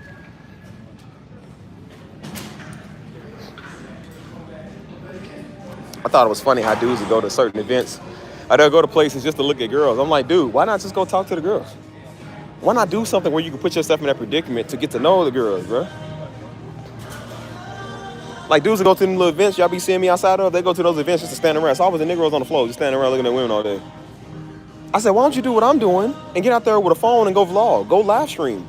Everybody wants to be on live stream. They want to be on camera. So when they see the camera, what do they do? Oh my gosh, what are you doing? And then that's how you introduce yourself. And then what do people say? What's your channel? What's your social media? How can I follow you? I want to see your stuff. I'm like, bro, how do you not? I be trying to tell dudes, like, how y'all don't know this, man? I've always been a big attention whore, man. Like, I know how to get attention. Dude, I did this stuff a long time ago. I did this stuff in the early 2010s, dude. We would go to Christian concerts all the time. And at the time, I was a big floozy when it came to little white girls. So I said, guess what I would do? I would do stuff to get attention. You remember everybody was walking around with a free hug sign? I did that. That was me, bro. I was a nigga. I knew how to get the women. So guess what I did? Walked around with a free hug sign. And guess what happened? You got the free hugs. I knew about advertisement, see? Then the people I beat with, they say, oh man, let me use that sign real quick. No, nigga, make your own sign. You could have came with your own. They see all the love I'm getting. Oh, let me hold that sign real quick so I can get one. Nah, bro, you gonna get your own. You should have bought a free hug signed shirt or something like, bro. Don't try to steal. I've been good at getting attention, bro. I've been attention for my whole life. Like, I'm good at getting attention. I used to put myself in predictions to get attention, dude. I'm just like it. You feel me? Because I know how it works. You got to put yourself out there, bro, to get the attention. I'm trying to tell dudes this. They don't want to listen to me. I said I adapt. I adapt my surroundings. What do people like? I go do what people like. I used to do a lot of parkour, man. I used to be able to flip over a person. I would flip over stuff. Like literally do front flips and back flips and stuff. So guess what I would do when I would go somewhere? I would flip over something and people want to record you. Bro, I was going viral. People was recording me doing stuff. I always put myself in a position to get attention. That's why I said, now y'all see why I don't want to be on camera like that no more. I don't want to be attention like that no more because I've been getting it for over 20 years. I'm tired of it. It's not what you think. There's a price to the fame, dude. Like, I don't like it. You trying to tell fools that, man? Like, it's not hard. I came down, like I said before, I could. Sometimes I still can, but I'm like, I'm not like it no more. I just knew what I wanted. What did you do to go get him? I said, well, when I was a young dude, I said, well, what do young white girls like? Free hugs. They love that stuff. What do girls like? What do black girls like? Dudes that's cool. Dudes that look good. So go get them. Do what you had to do to go get them. And then when they would approach me, it's because I was doing something that they liked. And nigga don't care about no Party in the USA stupid song. I don't care about no Taylor Swift music, but I knew that the women did. They love singing them songs, so guess what we did? We would sing them. When me and Jones used to go certain places, I said, bro, me and Jones, two black dudes. We don't care nothing about this other stuff. I said, but when they would play Party in the USA, I said, we would both be saying it, because guess what happened? All the girls would come over. Two good-looking black dudes over her singing white girl songs, and, oh my God, you know the song? Yeah, they get all up in your face. You got 5 white girls in your face. You got 5 white girls, 1 Indian, 2 black girls. You get whatever you want. See, the dudes that stood right there on the floor looking like that, looking like, bro, man, like they didn't get no women. Didn't nobody want to come up and talk to them. But when you doing what we doing, we on Party in the USA, girls let us stuff. Because we are the only ones that ain't trying to grope them. We ain't trying to grab out a woo-woo, cuz. Ain't Donald Trump's in there, man. We just love. Dudes make stuff so hard, man. Like,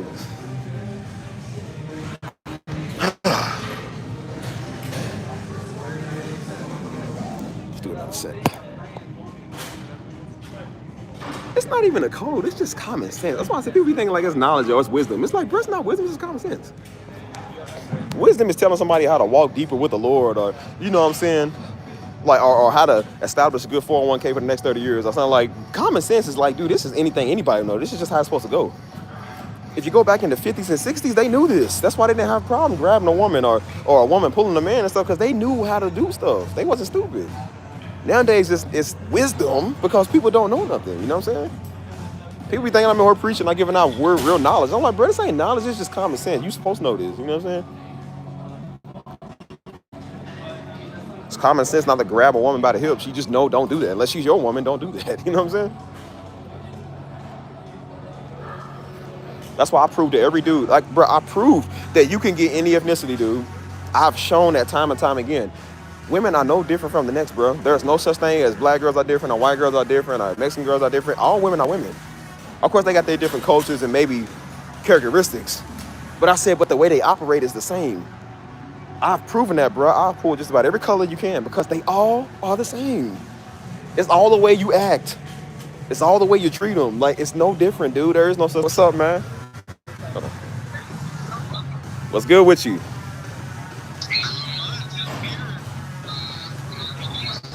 Yeah, they told me you still stayed there. I said, dang, I thought you would have been back by now.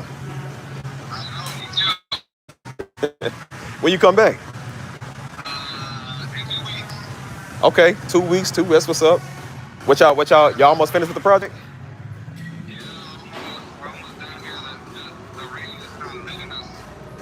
Oh, yeah, I see. Dang, that sucks, man. I'm good, man. I've been doing good, bro. I'm in, like I said, just taking care of my business, enjoying my life, man. You know what I'm saying? Traveling. I'm about to be out of town for like the next 2 weeks. So, yeah, I'm looking kind of forward to that, so. Straight, can't complain.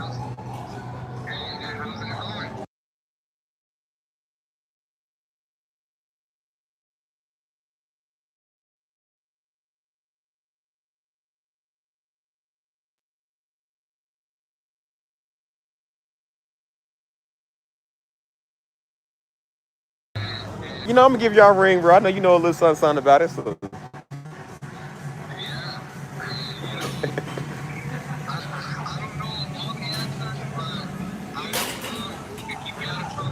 For sure.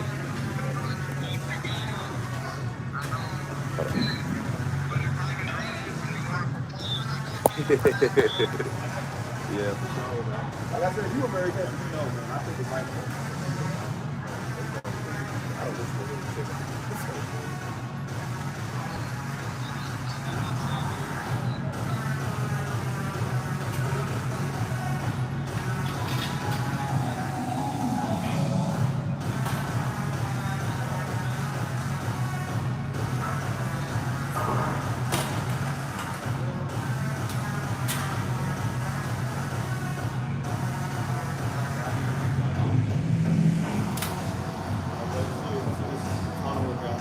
do my chest.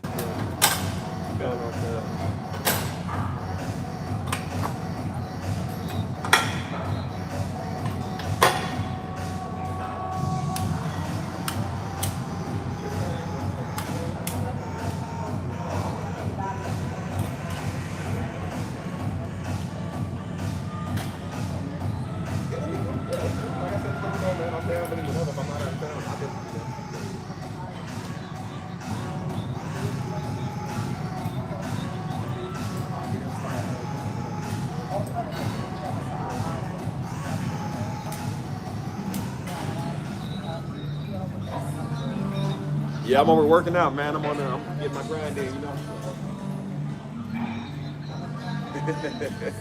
But yeah, I catch you though, man. I'll definitely hit you up sometime.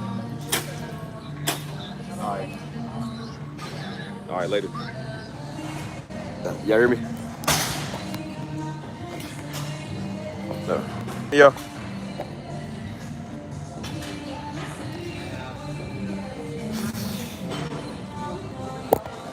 My homeboy calling me.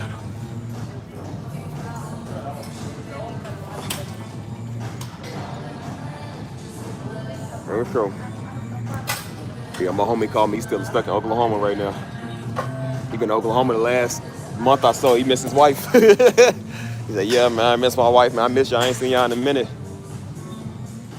Him and his wife just got a house, man. So they fixing up. I said, "Yeah, bro. If I need a hand, bro, let me know." He said, "You know about houses?" I said, "Bro, I work with my daddy, man. You know anything work with daddy, boy." I said, "I know the difference is you won't yell at me. You won't holler at me and make me feel less than." I said, I used to tell myself all the time after daddy hollered at me. I was like, "I'm not an idiot sandwich. I'm not an idiot." I said, "Oh yeah, I'll show you your drywall. I will work hard just because daddy hollered at you." I said, "I'm gonna show you, old man. I'm gonna show you who you talking to." I would dig the trench even harder, bro. I was out there one day. He was talking crazy. I said, "I'm a John Henry." I said, "I'm gonna show you. You won't talk." He would do it on purpose to make you work harder because he knew you couldn't stand getting hollered at. He knew how to work the game. I said, I'll show you your trench you want me to dig. I'll show you." He came over one time. He said, "Oh, son, you still working?" He said, "Yeah, I thought you would have been slacking." I said, "Oh, how little you think of me, huh? How little?" I said, "You know what? It's lunchtime. It's lunchtime. I'm gonna go eat lunch." "I don't like your tone." Of course, I didn't say it to him, but I said, "I don't like your tone."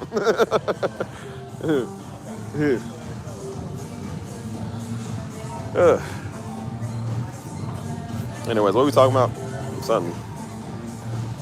Let's do I want to do these chin ups, man, but this bar's in the way. Where I want to do like the one with the legs out. The bar's in the way though. Shoot.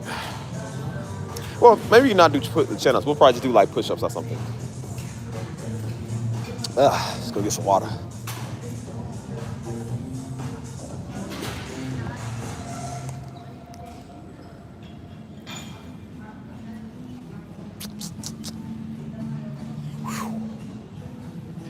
Come on, boy.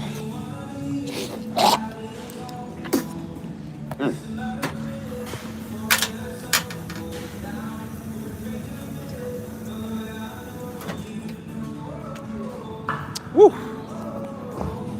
That's a good workout, y'all. Like, I'm getting swollen. Let's go pull the rope. Let's do that.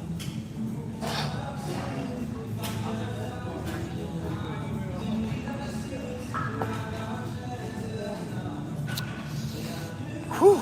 Probably pull the rope, hit the bag, stuff like that. You feel me?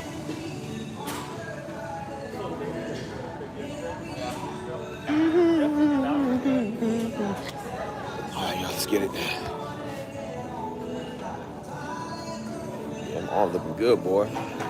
Gotta get the chest to stand out a little more. Practice push-ups too. But you know what? I don't really do a lot of no more bench press. I don't really like doing the bench press. I feel like it's not as efficient. You feel me? Like that's why I don't really like weights, man. I feel like weights don't really like do it for me. You know what I'm saying? I don't know. Maybe it's just me.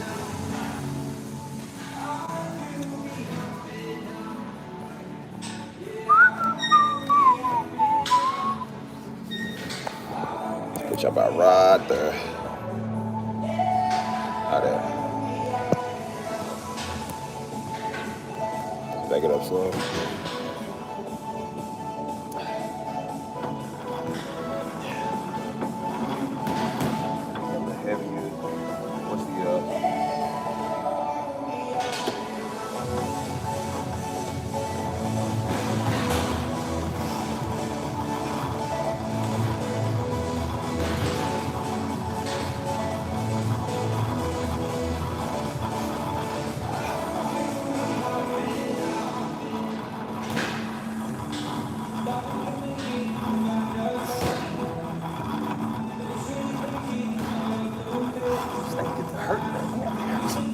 That hurts.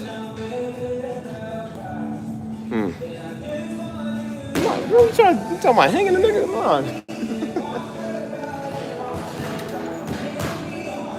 They got like these little monkey balls. I'll probably swing these. I said deep down, I am a chimpanzee. I've been chimping out lately. I might as well swing on these balls. I would hate to post this on Instagram. They're gonna be in my comments. Look, y'all, you chimping out. I said, if you wasn't technically correct, I'll be mad.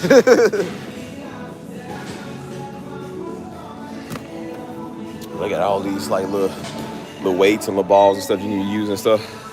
I never use these. I don't use those. You know what I'm saying? I don't really even use like the hammer weights or nothing. I mainly just use like, I don't barely use the dumbbells no more. I don't really do that no more. This place is huge though, man, y'all. This place is big. I'll get you right there.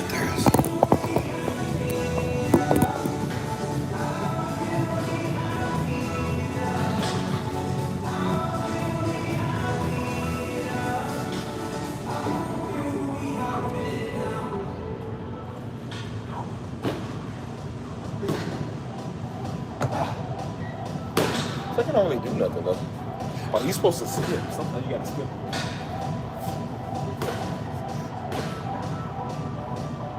You gotta go like, see how much.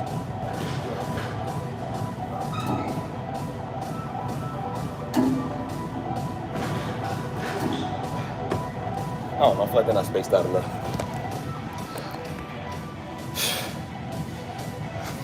Y'all silly. I need to go buy some more punching bags or punching gloves. Drop mine.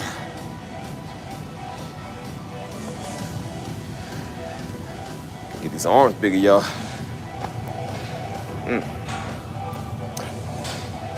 Like I said, y'all, put yourself out there, man. It ain't never too late. Don't think because you got kids or because you was formerly married or got divorced, it ain't too late, boy. Somebody gonna love you. I don't know about you, boy. I love me a recently divorced woman. I mean, Stevie, get the dude out. Dang right.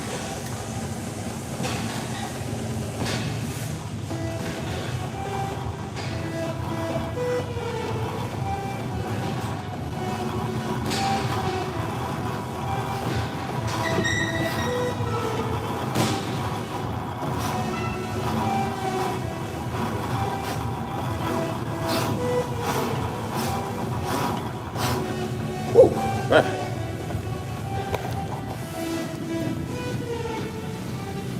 What's be wrong with Trump? Well, sometimes a recently divorced woman, that'd be attractive. That means I get to step in and feel the void that nigga couldn't feel.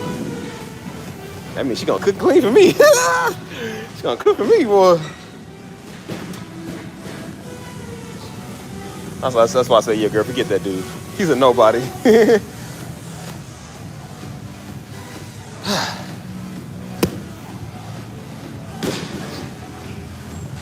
It's crazy. You know what's crazy? I would rather talk to a woman that's been recently divorced than to talk to a woman that recently got out of a breakup. I know it don't make no sense, but it really does. Because I feel like it's the thoughts that be online crying about their boyfriend they was never married to. The ones that have been recently divorced, they usually don't really talk about it. Like, they kind of just too busy trying to figure out their life, you know what I'm saying? They more mature, you know what I'm saying? So although it's deeper, they was formerly married, they got a lot more maturity, sense, and a lot more value to me. You know what I'm saying? Them thoughts that be boyfriend and everybody, like, they ain't got no value. I don't respect them.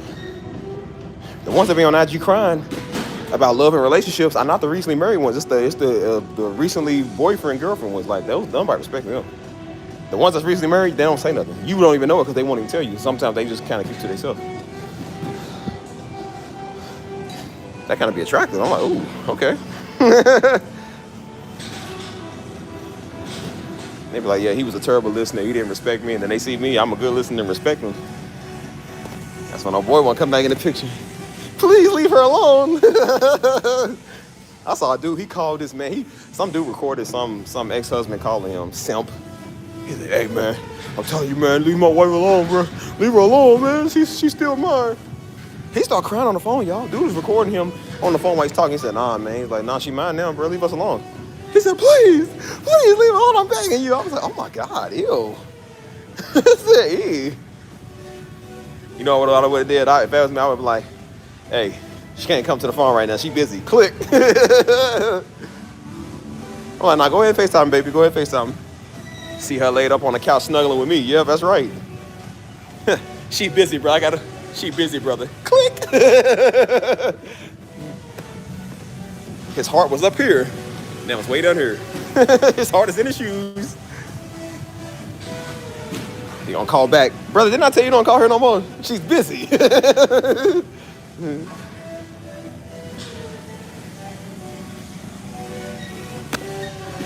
So every time you try to FaceTime, I answer the phone. What's up, bro? You see something you like? What's up, brother? You see something you like? Like, nah, brother, you address me. I the papi. I'm the man of the house. Sure, I'm not divorced, but I'm 2.5 years. I'm with her. Oh, I'm sorry. Man, I'm sorry to hear that. That's stuff different. That's why I said, like, see, like you and mama's a widow, you know what I'm saying? Because daddy died. You know what I'm saying? Like, when, you know, God forbid, but if that happened to your spouse, like, you don't have an option in there, so that's different. You know what I'm saying? But a lot of people, they get divorced because their spouse won't treat them right. You know what I'm saying? A lot of these women get divorced because the dude won't do his right thing. He won't grow up and be a man. So, and then some of the dudes get divorced because the woman won't shut up. She won't be a woman. So it's like, so a widower, everybody understands that. It's like, okay, that's unfortunate. You know what I'm saying?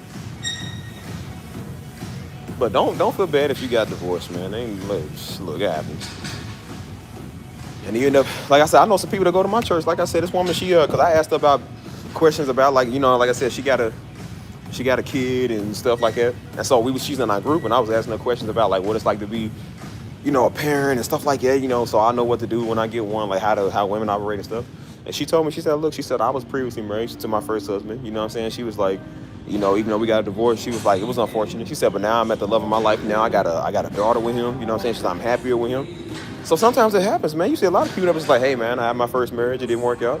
So my second marriage, it worked, you know what I'm saying? I'm not saying, you know, you want to go through that situation, but if it happens, I mean, just know it happens. It's common now. It's sad, but it's common. A lot of people have been dealing with that, you know? Like, there's a woman at my church, like, she's real cool, man. You know, her husband, she's a widow, you know what I'm saying?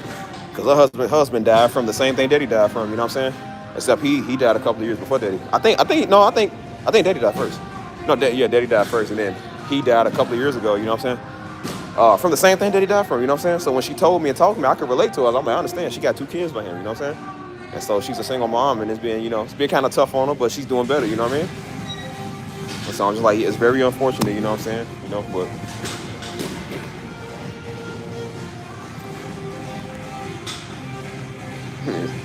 Crystal silly. That stuff is crazy, man, you know what I'm saying? But if you've been divorced, like I said, if you just been divorced from somebody because y'all can't see eye to eye, I don't think your life is over. Your life is not over, believe me. And they know until God say it's over. I told you, a lot of men like a woman that just got out of a relationship. Like, she recently divorced. They be kind of attractive. I ain't gonna lie to you. I ain't gonna lie to you.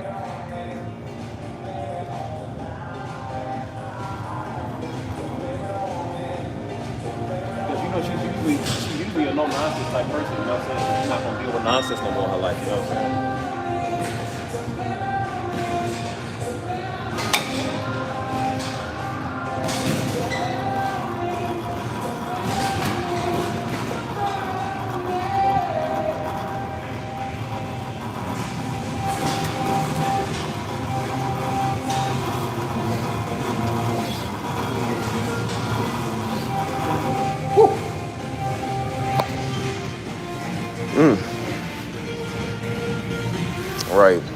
crazy. You ain't immune from it, believe me. Plenty of people that made that possible. Yeah, you'll find somebody. Because I remember you said the other day you was like 50, but whatever. Believe me, that's still, look, it depends on how you look at 50.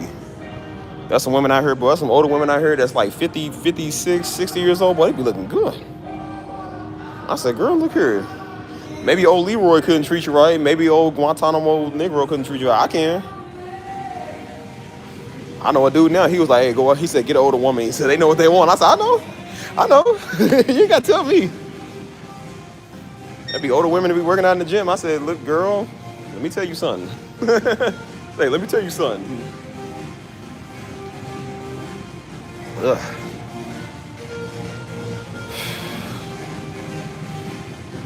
You know, that's why I said don't feel bad, man, if you're going through a divorce, you know. I know it's unfortunate, but it happens, you know what I'm saying? I heard people say that, they said, well, if you get divorced, God won't bless your new marriage. Said who? Yeah, that's the dumbest thing I've ever heard. That's why I said stop listening to these dumb spiritual weirdo Negroes. They don't know what they talking about. They just mad because they've gotten 17 divorces. Like, they just ugly and unwanted and not special, you know what I'm saying? Like, that's why I tell you, I don't be listening to everybody, man. People do not know what they be talking about.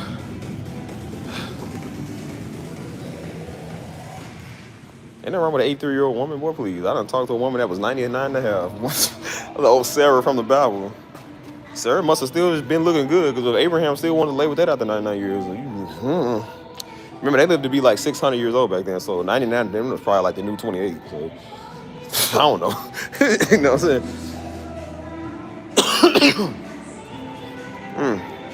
Say you look 32? Well, shoot, ain't nothing wrong with it. You'll find somebody that love you, man. Somebody that wants you. You feel me? That's why I say, y'all stop feeling bad, bro. You gonna find you a spouse. Because, you know, black don't crack, boy. You be 60 years old looking like you 40. Like, man, please. Black don't ever crack, ever. I told y'all, people mistook mama for my sister. I'm like, bro, mama don't look nothing like my sister. But people thought so because mama looked real young. You feel me?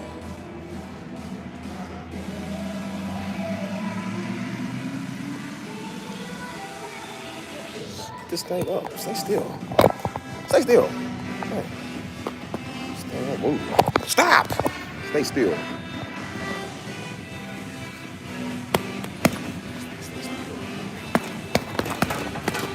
See, it's gonna turn my hands, man. See that? The bag will turn your hands. You ain't got the gloves, man. Can't hit it too hard.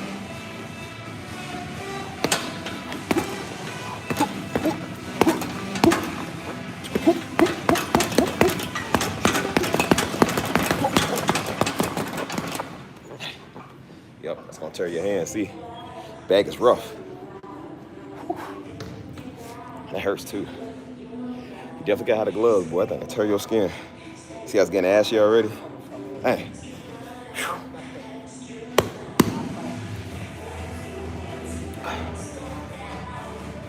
I kind of swole I look though.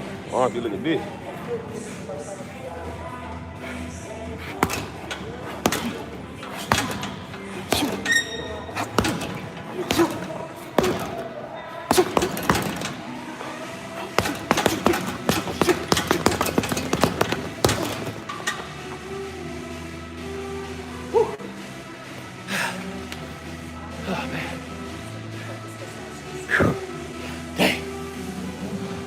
I'm not gonna hit it no more with gloves. I'm gonna turn my hands.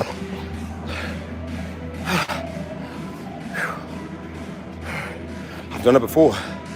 Boy, that bag will tear you. See, the bag is like real tough. You know what I'm saying?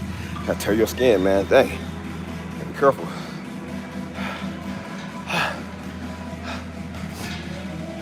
Maybe another round. Hold on. Yeah, mom just turned. I think 52 the other day. Still look good. Because mama go to the gym. Mama go to the gym still working out. Take care of herself, you know what I'm saying?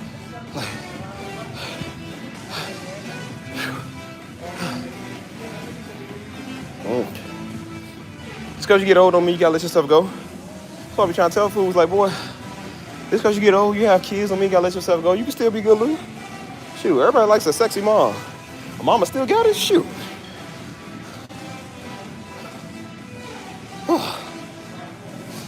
Something about a single mom, man. They got one kid or something, like, boy, shoot, she still take care of herself looking good. Shoot.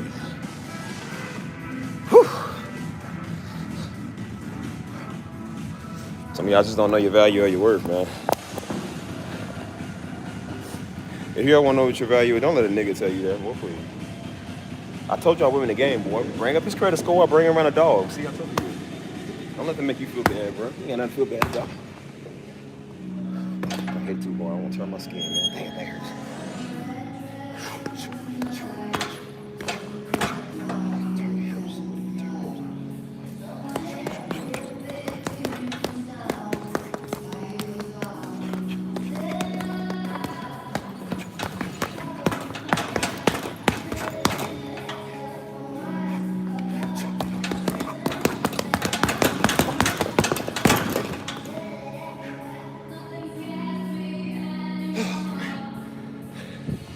Dang, it hurts, man. You definitely need them gloves, man. Dang, it hurts. Bags are thick.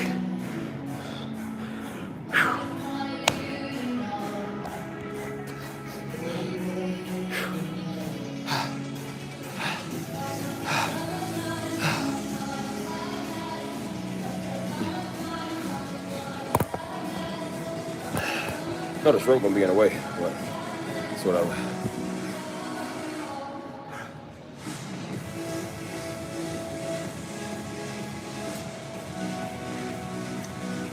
I remember it was back in 2013, boy, song.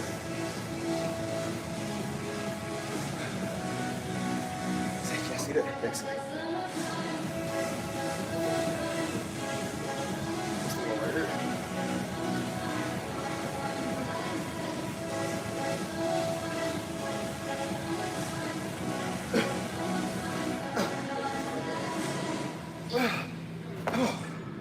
Oh man, that hurts.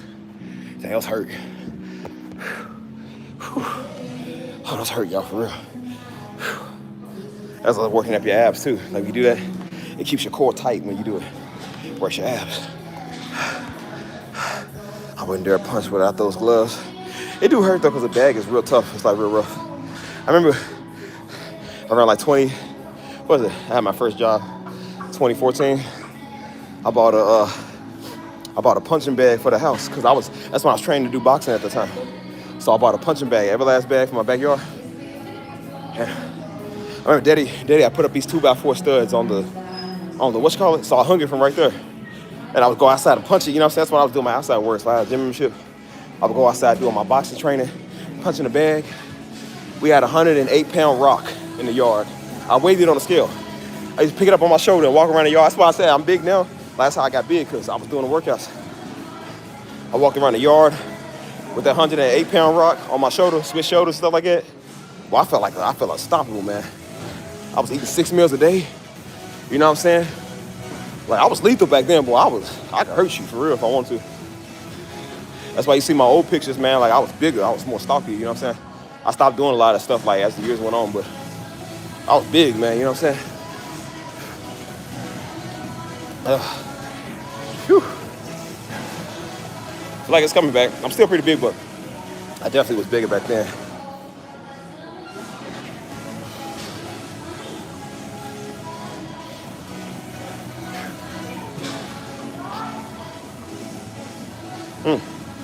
Yeah, 6 meals a day. Like I said, I used to be able to eat like crazy. Before I did junk food, I was eating real food. I would eat the same meals, breakfast, lunch, and dinner. I just had rice in between. So I would have breakfast, and then I would have some rice afterwards. And then I would have lunch, and I had some rice. Then I had dinner, and I had some rice. That's 6 meals. Around like 5. I think I would have like an extra bowl of rice to make up for like 6. I was watching a UFC fight. I can't remember his name. He was light heavyweight. He was already big, but he said he did like 12 meals a day when he wanted to go heavyweight. He did 12 meals a day. But he got big, man. 12 meals a day, that's a lot. I said, I can't do 12, but I'll do 6. I said, I'll cut it in half, you know what I'm saying? And that was exhausting. Oh my God, it was exhausting, dude. Like, that's how you'll see people get ready for these roles in these movies. Like, you'll see Michael B. Jordan training for like Creed or Killmonger, or Chris Evans is training to be Captain America. And they say they got to eat these chicken and rice meals like daily. That's exhausting, man. You got to keep eating. Like, you got to do that every day pretty much. So I took a page out of their book, eating chicken and rice. That's how you gain the weight fast, it's protein and stuff. I was just doing that. You know what I'm saying? And with the workouts I was doing, boy, I was killing it, man. Real talk.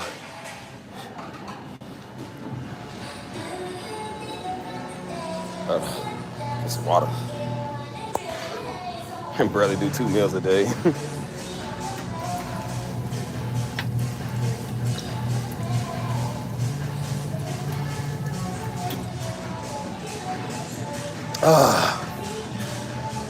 Let's go check our results real quick. We'll probably do the treadmill for a little bit. We'll check my results. What's the time we got? That's 8:58. Dang, it's getting late. It's like 6 o'clock. Whew, be working out good too. Get what time it is.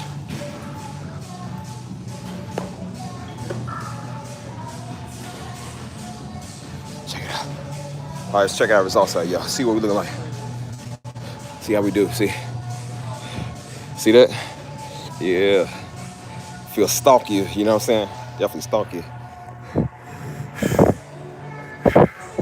See, and next I gotta work these right here, like the little rib cage right there. I gotta figure out I think it's the, that's what they do.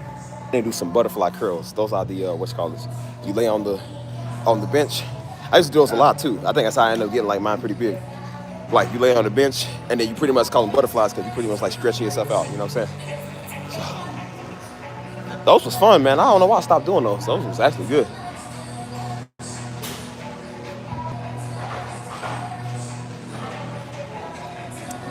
I need to actually do some bench press too, man. I did legs the other day. I was in here yesterday. I did legs. I did leg press and everything. You wasn't in here, so you don't know. See? That's what happens when you don't click on my live streams. You don't see what we do. See? I always think if you're running through your mouth too much.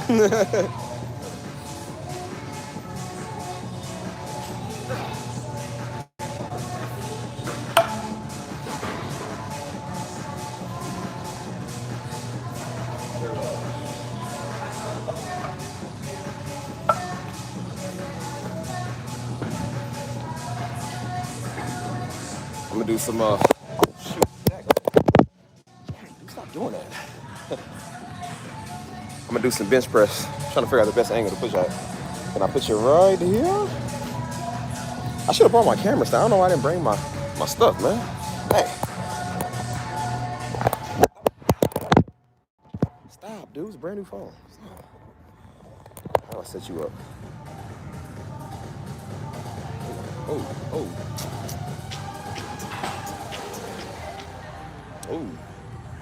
Playing Afro beats in this mug. Hold on. So this bar might be in the way, but just dropping my freaking phone, man. Stop. Try this. I think that's better. All right, this bar might be in the way, but y'all should still see.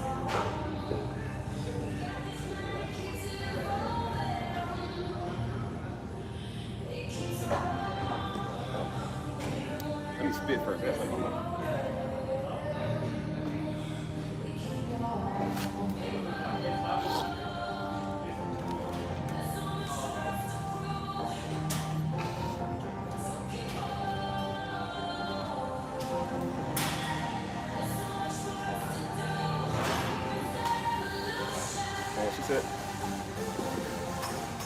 I hope you got an OtterBox. No? I mean, it's a good phone case. It ain't gonna break.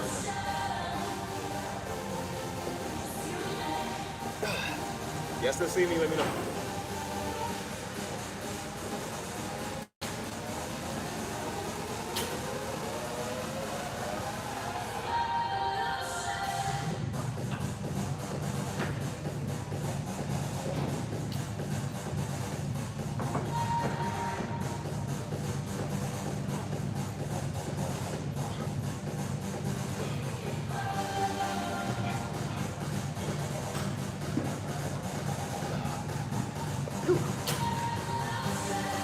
I don't really do these bench presses here. These are different.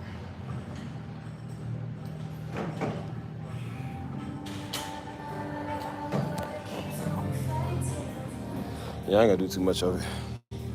I don't really care for bench press. That's different to me. I like push-ups better. Here we go. What we looking at?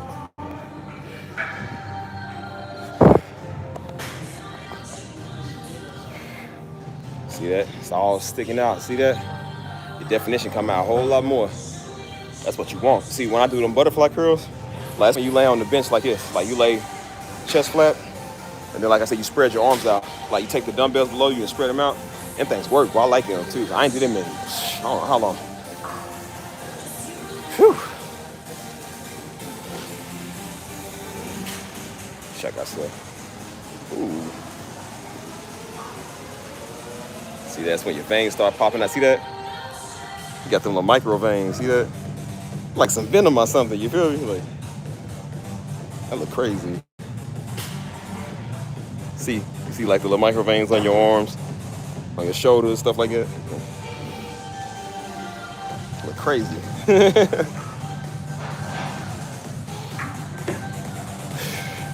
So I get my definition coming back, baby.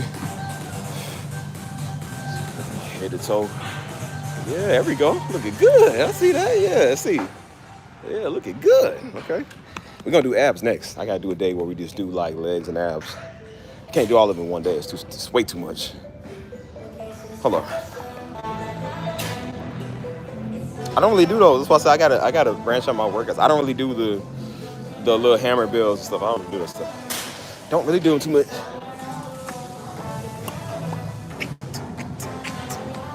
Oh.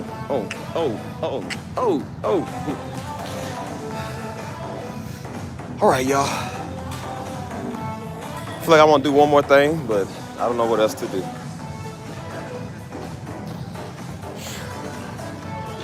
I hit the bag. I done did pretty much everything. Woo! Man, I feel good.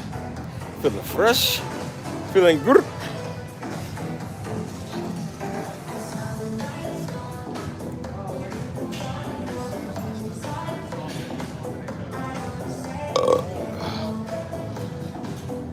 Yeah, I think I'm done. I've been working out for a couple hours. I think I'm done.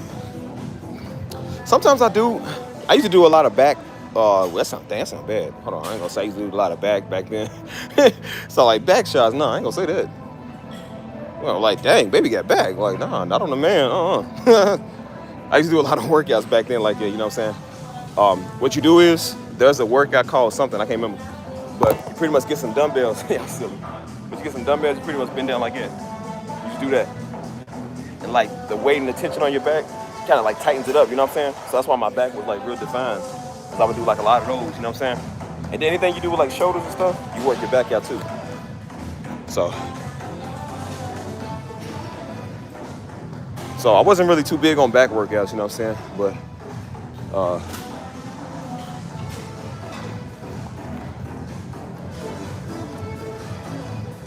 I guess I'll walk the treadmill with y'all for a little bit and I'll be done. I done been pretty much in and everything. Hold on, y'all.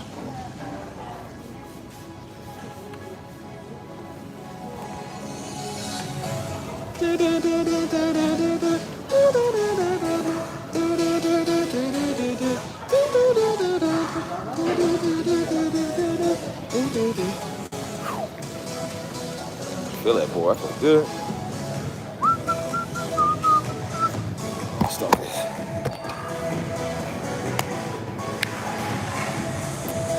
Oh, look at that, boy. Damn. Cushy. That's why you can tell they're getting bigger, man. I'm getting back. You feel me? I remember Jordan used to make jokes when I was younger. Like, we was younger, and when I first started working out, you know, your chest get kind of bigger. So Joe would say I have breasts. He said, man, he said, look at Boob Man over here. I said, bro, these ain't breasts. This is working out.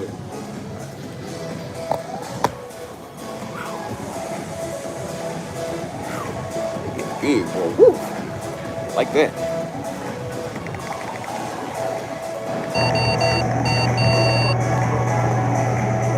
Have you tried a nice dunk before? Nope. I don't even know where you could even do one of those. I've never tried that.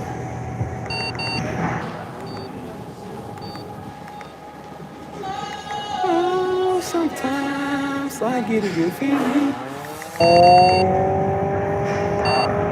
I get a feeling. No, never had before. No. I get a good feeling. Boy, I'm gonna get so copyright for this music. Dang. Every time I go to the gym, I get copyright. I would. I mean, just it has to be really hot. You know what I'm saying? On a hot day, I'm not gonna do it on like a cold day or a regular day. I get a good feeling.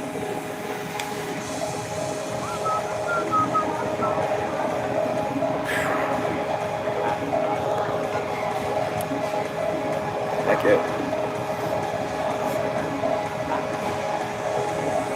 Hold on.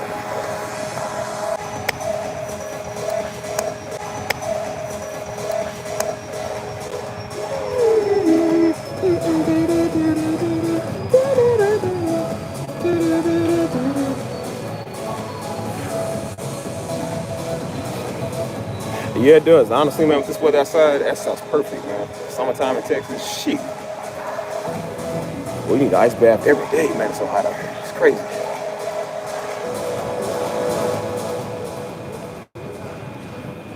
Y'all see how Steve do it? Steve, how you get the results you get? I'm showing y'all. So when I get results and attention, I'm trying to tell you, how you can get results and attention too. The Bible said, take care of your temple, man. Take care of your body. You ain't take care of your body, what you doing, bro? Take care of this temple. Yes, it does.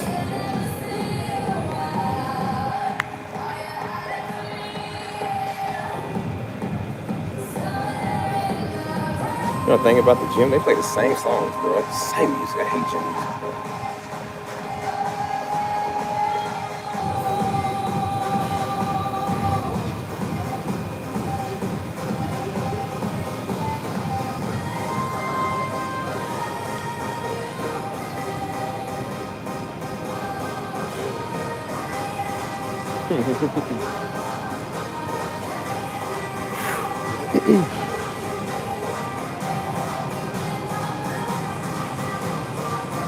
When was the last time you had a workout so intense you can barely move the next day?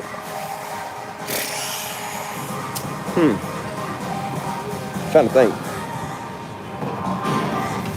Might have been at the leg day, man. Anything at the leg day, man, it's so hard because your legs are cramped, so they already hurt. You know what I'm saying? So I hated that, man. That's why I don't really do legs a lot because I'm always on my legs. So I'm like, I don't see the reason of always doing leg workouts. You know what I'm saying?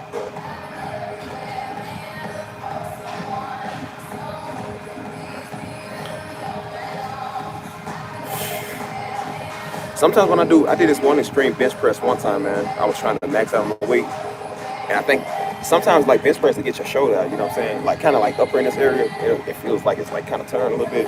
That hurt it, man. So I was like that for some days, man. I hated that feeling.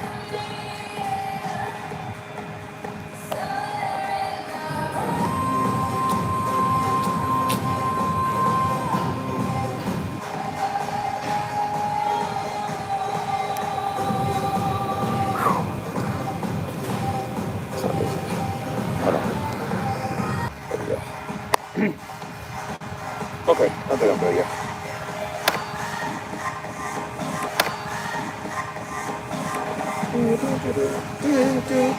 That beat's always been fly. I said, that beat can't fly though. All right, let's go to the sauna.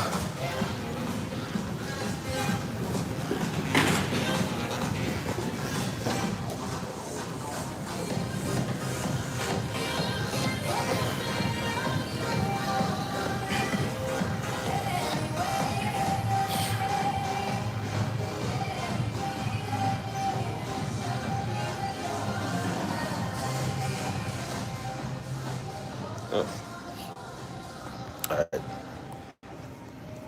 let's go get our sweat on, y'all. Let's go in this sauna, get our sweat on. It's gonna be hot as hell. Hold on. Boy, this feel like hell fire here, y'all. It's hot.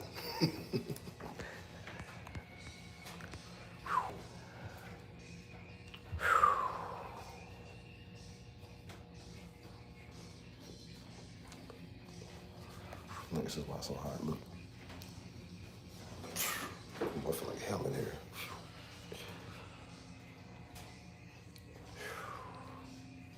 Hold up.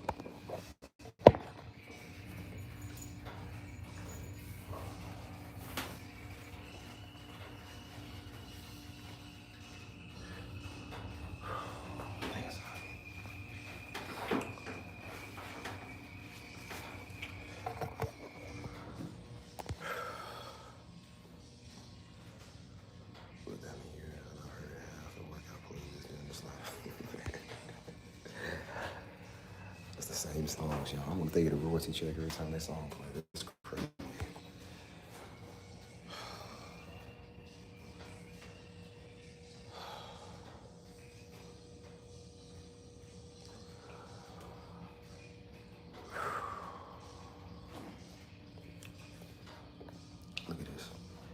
See that? It's hot. It's literally how it feels outside. Hot, y'all. Dang.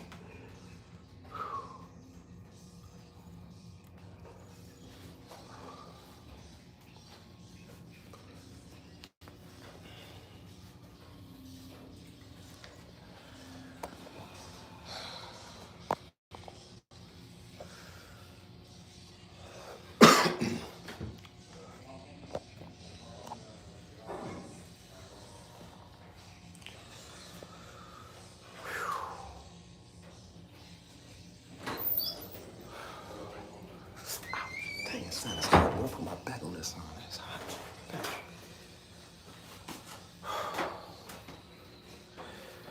Who's still here?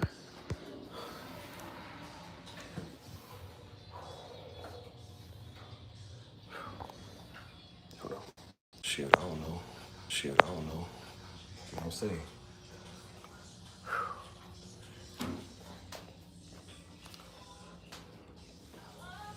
It's hot. Sweating like crazy here. Sweating like crazy here. Good results though. I'm done.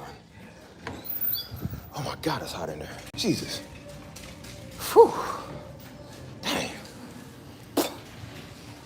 Dude, it's hot. I feel like that's literally how Texas feels, bro. It's hot outside. Jesus Christ. Got a nice looking low though. Whew. Man, it's hot. Oh, man, I need some paper towels or something. Dang. Oh. Whew. Oh. Whew.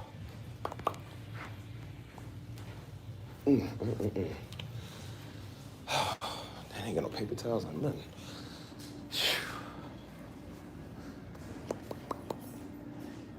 Oh, make you thirsty. Right there. Can I stand right there? Ah.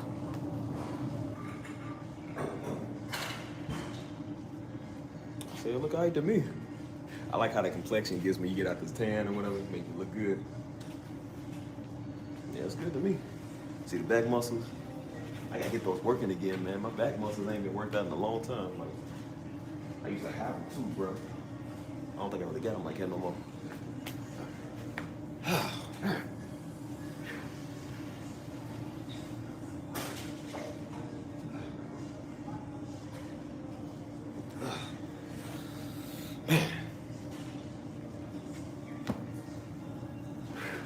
Tough, boy. It's hot. Dang, it's hot in there.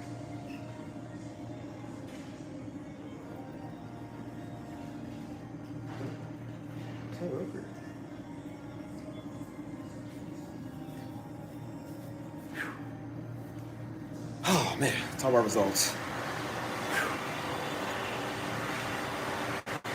Here we go. Whew. Man.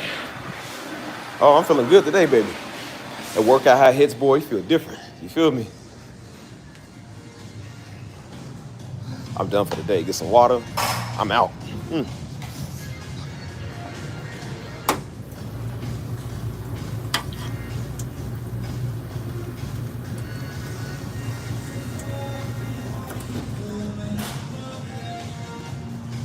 All right. Let's get out of here. See how we look. Whew. Yes, sir. Next time it's gonna be, I think it's gonna be legs and abs. We gotta set a separate day for that, man, because you can't do all this in one day, but that stuff hurts, man. It hurts for real, like.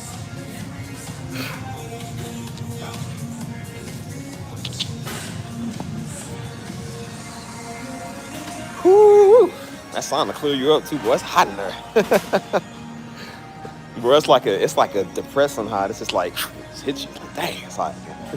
Y'all too, thank y'all. Whew. Well, I need a shower. I need like 2 showers here. Woo! Get y'all Crunch Fitness membership, boy. Crunch is better than Planet. Don't get Planet Fitness. Get a Crunch membership, boy. Crunch is better. Ah, it feels good out here, man. And then when y'all done, go get some big back activities at Popeyes. Popeyes right over next to the gym. Crazy. Whew, man, it's hot.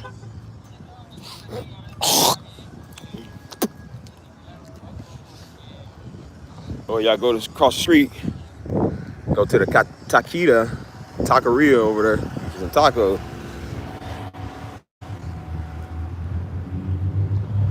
Woo!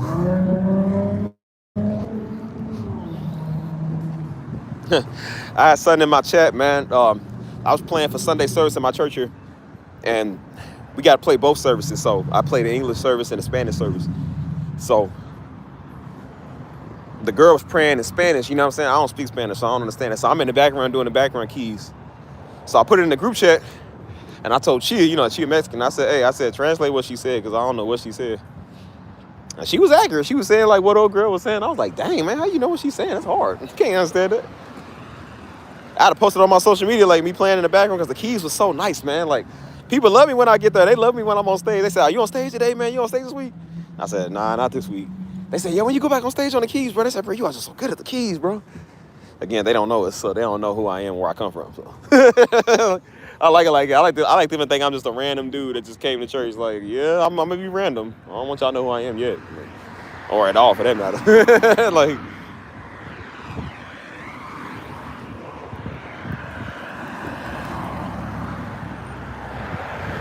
we had a showroom Friday, not yesterday. It's yesterday, Saturday. Friday they had like a little music set. When I tell y'all, people was coming in by the dozens, man, with so many people. I got on the keys, my homie got on the little drum machine, whatever.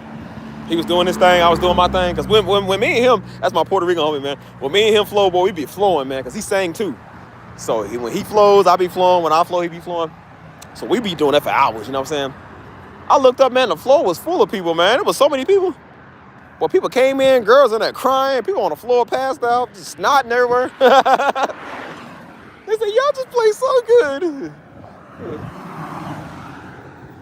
I said, look, baby boy, play into your feelings. I play till the spirit works. Get across the street. Look, see, I feel good running. I feel like I want to go running now, man. Dang. You feel I got that runner's high, bro. I feel good.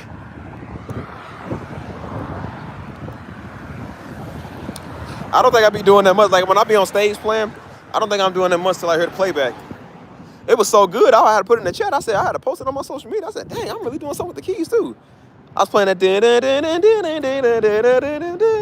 That'd be good too. That's why everybody they be like, when you be on the keys next? I said, I don't know. They said, you been a minute since you been on stage. I said, tell them. I was like, they got the scheduling going on, so I was supposed to be on stage today because the pianist didn't know if he was gonna be able to come through today. So he told me to stand on standby, you know what I'm saying? I said, I'm with it, you know what I'm saying? But he ended up showing up, so I was really supposed to be on keys, I was really supposed to be on keys next week, but I'm gonna be out of town next week. I'm in Kentucky, so I'll be in Kentucky for a while, you know what I'm saying? So I'm gonna be there for 2 Sundays, so y'all gonna see me online for 2 Sundays. I'm be in Kentucky for a good minute. I love playing at Destin Ministry. There's something about playing at Destin Ministry, bro. It just makes you happy. I love playing it. I love playing at church back home, man. Playing with the two sisters that be on stage, the sister Lisa and sister Janice. Yeah, we always be harmonizing. Her husband be on the microphone in the back. We always be harmonizing. We prepare the way. Y'all be hearing me on the microphone. I be singing and playing. I mean, one time, boy, we was singing and playing. I could have swore I thought I was Daddy. Boy, I sound just like Daddy when Daddy was singing and playing. I was like, dang, bro, I adopted the sound. I said, dang, I sound just like her. So I couldn't count how many times you had me crying. Oh my gosh, Christian, you so emotional. Say we love you live on the keys. It do be different, man. I love being live on the keys. It feels good. I need to start taking snippets from there. I'm trying to take snippets anytime I play the keys, so I can add it to my social media. So I need to start taking snippets from Destin Ministries and posting that on my stuff myself.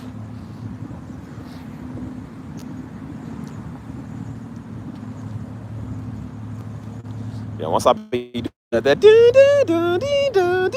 I was playing that same thing on stage, man, at the church here, and the pastor usually he prays out and he's just like, okay. But I noticed this time he was taking a little bit longer to pray out. He was just praying out and he just kept going. And he had told me at the end of service, he said, because usually he'll talk to you like after he dismisses everybody and then he'll turn to you, come to the keys. He said, man, you're just right where you need to be, man. He's like, it's just, he said, man, I felt start praying. I just got lost in prayer. Again, they don't know us. They don't know who I am. I said, oh, ain't nothing, Pastor. This is just what I do. I said, yeah, I just be service. I never tell him who I is. I like it. Because the other guy, man, he loves my music so much, he plays it at men's ministry. You know what I'm saying? Like, he'll play it at the men's ministry they be doing to kind of go with the theme and stuff like that. He said, yeah, man, your music is real good, dude. Like, and so even people at church, they listen to my music, so they was like, yeah, it's like one of your songs on your album you was playing. I said, yeah, it is. I said, I just kind of just added in here. They said, oh, so beautiful. I said, so nice. Hold on, do I need to go to the store? I think I go to the store quick. I think I need something from here. What do I need from here? I think lotion. I need some lotion. They're gonna be ashy.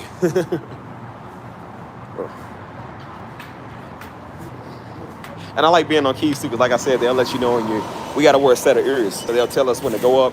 They'll tell us what song goes in, like how to count in and stuff like that. And so when the pastor's done, he's making this point, they'll tell me to go up with like, okay, go up at 0.5. So you gotta go all the way around in the back, go around and go up on stage. And so then you get out there, like I said, like people be like, "Why you nervous when you get up there?" I'm like, "No, they don't know I've been in front of people a long time." Like, bro, we've been on TV since 2007. I've been in front of people for 20 years, dude, like over 20 years. So I said, of course you don't really get nervous. I played out on the corner, like I always set up when it's a big audience, so no, you kind of get used to it. You know what I'm saying? But it do be kind of because we got a pretty church, so the lights be like flashing in your face. You know what I'm saying? And then there's a big attendance of people watching you online. I think they said it's like 400 some people watching us online. So it's a growing ministry, it is. And then on Destin Ministries, we got thousands of people watching us too. So I'm always in front of people, you know what I'm saying? So I'm practically used to it. But then you get up there, man, like I said, the lights is just blaring in your face, you know what I'm saying? And they just be playing. I just love flowing, man, when I play. I love how it just takes me, you know what I'm saying? And I try not to do too much, you know what I'm saying, because you don't want to take over or nothing, but they like that, man. They love when you be on the keys. They just be like, man, it's just the way. Like, even a worship leader dude, he told me, he said, man, it's just the way you play the keys, man. I love how you put that extra touch. I put that gospel touch on it. He said, I love how you put that extra touch on it. I said, baby boy, it's all gospel, cuz.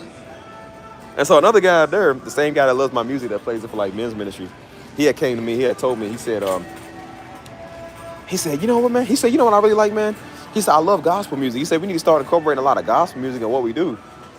He knows about it. He give my name, they mainly Mexican, so he was like, he said, yeah, man, he said, I love a lot of Kirk Franklin stuff, man. He said, we need to incorporate Kirk Franklin. He said, you think you'd be all right with doing it? I said, brother, I grew up on Kirk Franklin, of course. I was like, brother, don't get me up in here playing that. I was wondering, can you hold me? Like, don't get me doing that, bro. I'm gonna have y'all right here. I said, brother, Kirk Franklin and my mom and daddy music. Yes, I know all about that. Do I need some lotion? I said, I bring my own. I should just get it down, because I could use some extra. Lotion and some deodorant. I said, brother, if it's one thing the black community knows, it's Kirk Franklin. We know got some Kirk. Like, I said, you know how many times I got joked on? People said I look like Kirk Franklin. They said I was a little man like Kirk Franklin. Growing up, they always said it was either Carlton or Kirk Franklin. And I said, listen, we know some Kirk.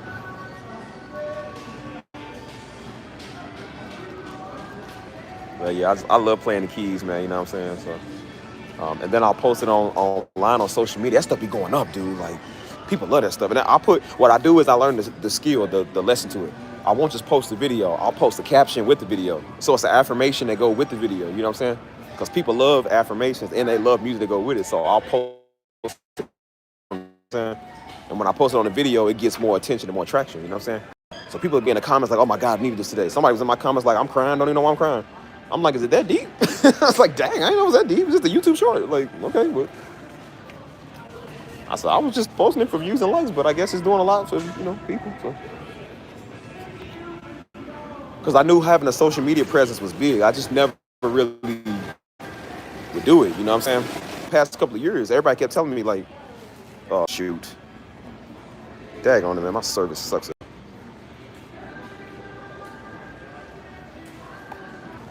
My bad. Stupid internet, man. Melodies from heaven. Melodies from heaven. Rain down on me. Rain down on me. Melodies from heaven. That's not hard, bro. That remind me of a church we used to go to before we had our own church, boy. That's the good old 90s right there, boy. Y'all know nothing about that. As a pastor we was under before Daddy was a pastor, next Pastor Derek, man. Shout out to him, bro. He was a good brother, man. He's still a good brother. He used to come over and bring us. That's why I said Kurt Franklin and stuff remind me of like getting ready for a Sunday morning going to church.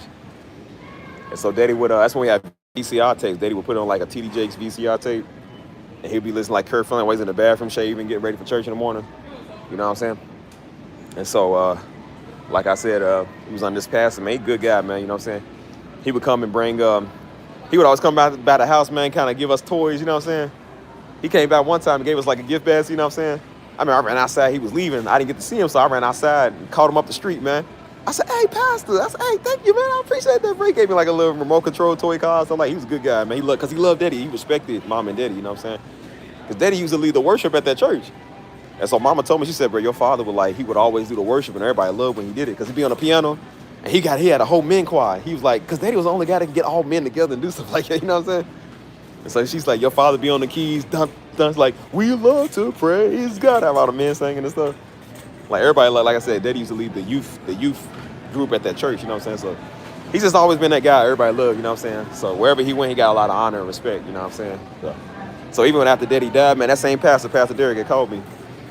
And he said, brother, you sound just like your father, man. He said, man, I just want you to know, man, we praying for you. And he said, man, your father was so loved, man. Like, we really love him and respect him, you know what I'm saying? As a pastor after 20 years, man, like I said, they still love you, still respect you, man, you know what I'm saying? Like, I think he came to the funeral, too, you know what I'm saying? He called me and everything. Like, good brother, man, you know what I'm saying? So a lot of that old music remind me of that, man. Remind me of going to that church, you know what I'm saying? Like, that was back in the day, so. I need some deodorant, man. Where my deodorant?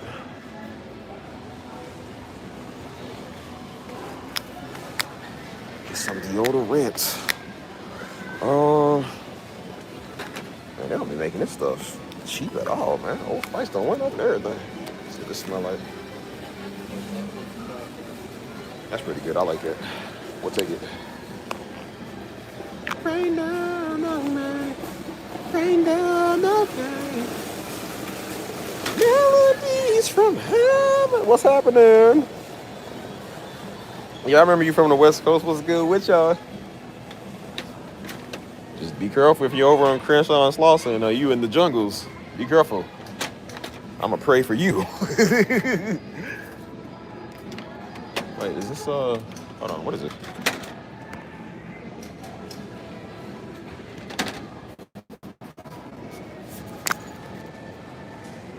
So how you love me? Jesus. What it really means to love. That's pretty good. I think I'll just go with the regular one. I ain't got to have nothing too fancy. I like my Old Spice. That's about the only deodorant I wear, for real. You love me.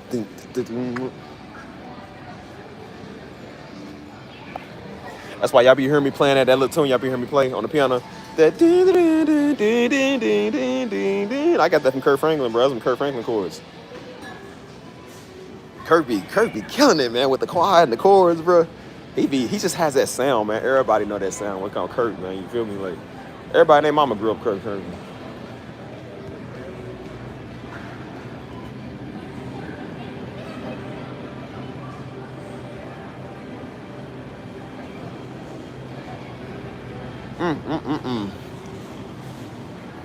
He said, oh.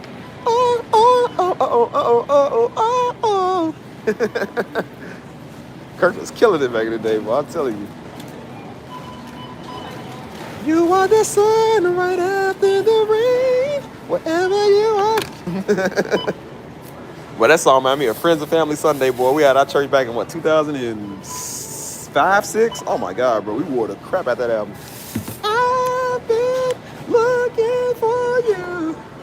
Boy, that's when Daddy bought a 200-piece chicken from Walmart. They had the potato salad and the pork and beans. Oh, my God, bro. I remember that like it was yesterday. I'm so glad I found you. Hold on. Let me pick this real quick, y'all. Hold on. He said, here we go now. Here we go now. Ladies. Then,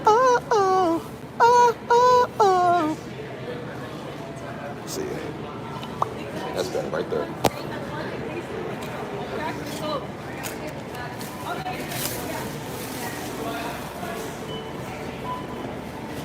Trusting you totally. Finally, I can imagine me. Well, that song's hard, boy, with the piano.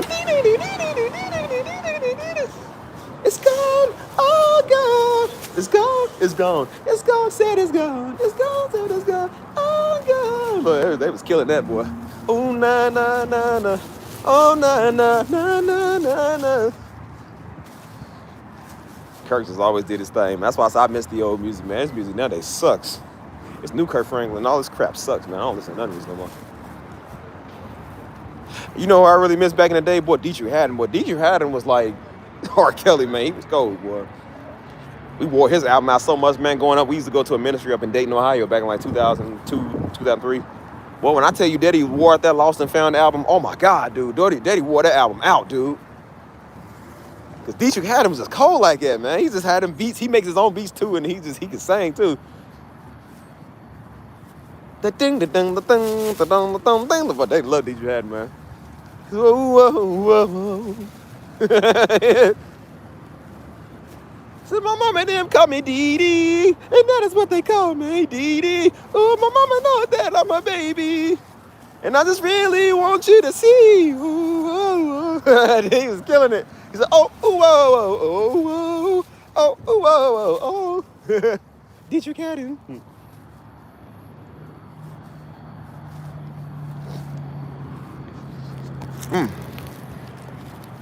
Dietrich was cold, man. Does work at a gospel record store when he first got signed to his label here in LA, and we did his first install. What's up? Like then, that was of course years ago. Yeah, man, that's old, boy. I remember Diddy said when he first got saved, he said he had his sound system in his car because his sound system was always loud. He got a lot. Daddy loved the sound system in the car. He would hook up stuff for hours. So he said, man, I was right up the street playing Silver and Gold. He said, Silver and Gold, doo-doo. He said people would be right up the street like, but what he listening to? He said he put on his Kirk Franklin Christian music and everything. I'd rather have Jesus than silver and gold. But that song's hard. Which I don't know. One song I sampled on my album, Silver and Gold, I sampled that from Silver and Gold. The Christmas edition. That ding, ding, ding, dun, dun, dun, dun, dun, dun, dun. But that's a cold boy. He got cold beats too. I said, yeah, I had to sample that, boy. Don't tell Kirk Franklin. I don't want to get copyright, but I sampled that.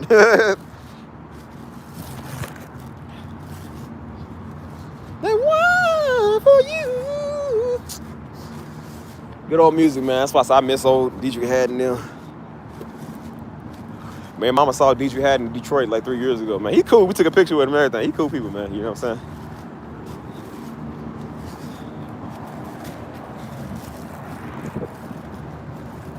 You know what I really like to see, man? I really like to see Mally Music, man.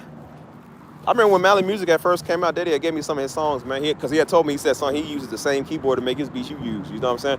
That was like 2010. You know what I'm saying? That was real early years, you know what I'm saying? But he ended up getting big, man. Like, Mally Music got some good songs, man. That saying, yeah, yeah, yeah, yeah, yeah, yeah, yeah, yeah, yeah, yeah, yeah, yeah. They say, yeah, yeah, yeah, yeah, yeah, yeah. That song's hard, boy. It's a blessing to see people.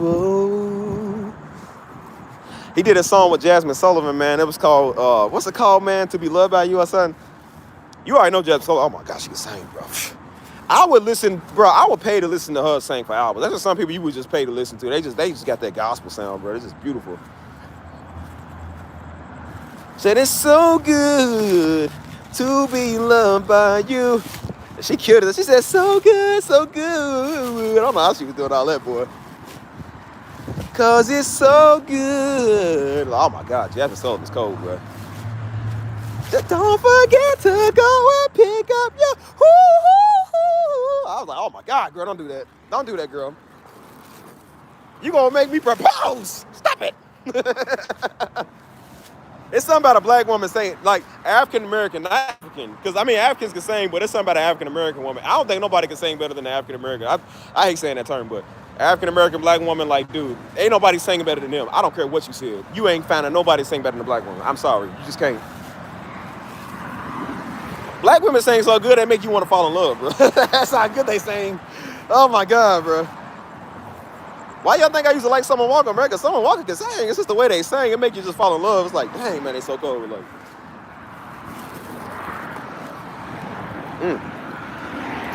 have you been streaming for a while? Yeah. I stream every now and then. But I've been on here for like, what, a couple of hours? I'm about to get off now, actually. About to call it a night because I got things to do tomorrow, dude. Woo!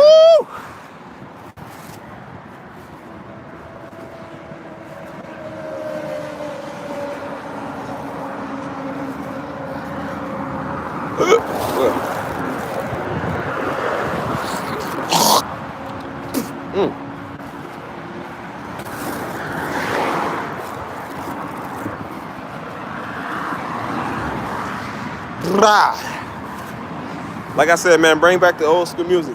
Old school gospel, old school 90s, all of it, man. Bring it back. You know what I'm learning to play on the piano? Whatever that song is, man, I can't think of the name of that song. I think it's I Got Five on it. Da-da-dun-dun, da-dun-dun, da-dun-dun-dun-dun, da-dun-dun-dun-dun. People have been playing that lately. They've been bringing that song kind of back. I never did like that song. I hate old music. It sounds crazy. I sure do. Actually, I want some food right now, bro. What's open? I'm famished. What time is it? 9:43. I feel like I want to make chicken, bro. And stuff. I gotta walk way across the highway to go to McDonald's. So, what y'all want? Let's see. Y'all think I can run past the highway and get away with it? I wouldn't on Texas. Not in Texas highways. I wouldn't. Let's see. I'm kind of hungry, bro. I could use some food. Let's go get some food. I got 5 on it. Da-dun-dun, da-dun-dun, da-dun-dun.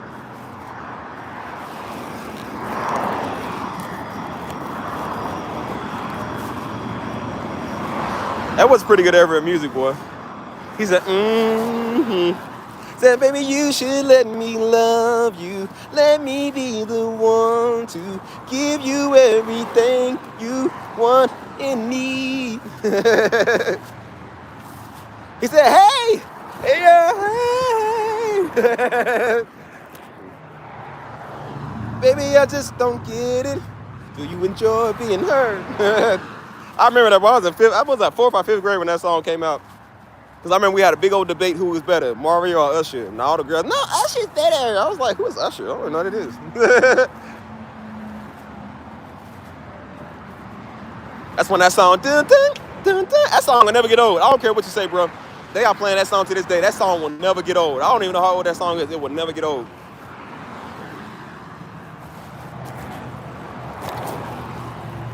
You remember that song? I told the song, yep. I told the storm to pass. I remember that. That's when I told the storm. Yeah. Go away. I command you to move today. Done to remind me of the storm. I remember that song, boy. We played that for prayer all the time. That was right around the time R. Kelly came out with that, you saved me. I didn't know who R. Kelly was. I didn't know what his allegations was or what he did. He said, gave me a second chance. Hallelujah, you saved me. Now, I've been sitting in this chair, waiting on his phone to ring, praying up to God that someone would call me with a job opening. But it's been so hard lately, struggling to eat. I still found no answers. I remember that song.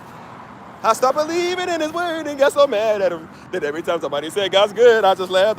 But in the nick of time, God's grace fell on me. God's grace, the phone ring. The lady said, we're hiring. And that was when you saved me. You know, R. Kelly with the home, hallelujah. He started doing all that. I'm like, boy, shut up. I said, brother, you ain't beating these allegations. We know you did that. I remember we did that. That was like 2004. That was like our second year having a church. Our first or second year having a church. And so we did like one of those like interpretive dances to it. I remember that, bro. It was cheesy. I don't know why we did that. So hallelujah, you saved me. You saved me. You saved me. You saved me.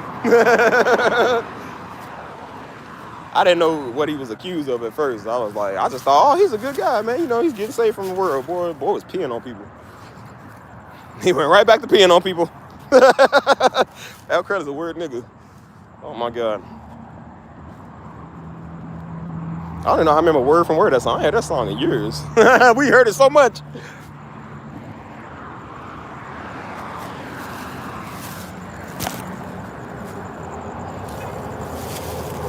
Yeah, I get guilty. Still, ain't a song fly and I Believe I Can Fly. Boy, that song is still fly to this day. I first heard it from Space Jam. I believe I can touch the sky. I think about it every night and day. Spread my wings and fly. I like the chords too they were using. That's some real soul right there. Steve, why are you carrying us so low tonight? Am I getting y'all in your feelings? I'm sorry. I didn't know it was an uptight stream. I could sing y'all seen me a young boy. Nobody knows what he's saying. That's why I said, where did the times go, man? We went from peeing on people to killing people. No breaks in between. I knew a girl from Chicago at that time. She said it was well known that he was doing, yeah, well, obviously. Play praise, bank music. I remember we used to get rides from Granny, man. Granny would come pick us up and take over our house. Granny was playing that old Mississippi Mass Choir type music. See, at first I thought that stuff was corny. I think, man, that stuff is fresh, boy. That stuff is fresh to this day, man. I love Mississippi Mass Choir. I love it old praise music, bro. That stuff, because it's you don't hear a lot of it no more. You feel me? Like, dang, bro. I wish they would bring that stuff back, man. Some of the greatest songs I heard was from Mississippi Mass Choir, man. Like, because they don't make music like that no more, man. This music nowadays sucks. So, are you talking about the camera? Well, I don't got man breasts. Like, y'all stand right here. That's just how I hold it. Look, I think it's about to be a fight, y'all. Yep, it's a fight. Look, it's what you get over here on the corner of Crenshaw and Slauson.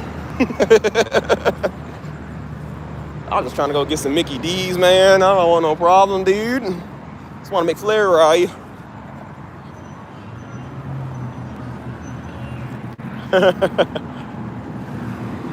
Try to tell the niggas to stay over here. Don't run over here because I might have to kill you. So I'm not fighting to wound. I'm fighting to kill. So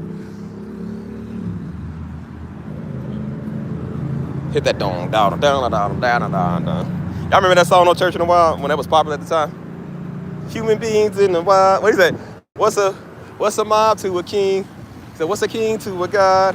What's a god to a non-believer who don't believe in anything? I remember that down, down, down, down, down, down, down, down, down, down. That song was fresh though. Like the beat was kind of fresh. Have you walk? Is it red light? Let me rock. He said, who? What's up, bro? He said, who no? Hey, hey. After the ninjas over there, I'm just trying to be a good ninja.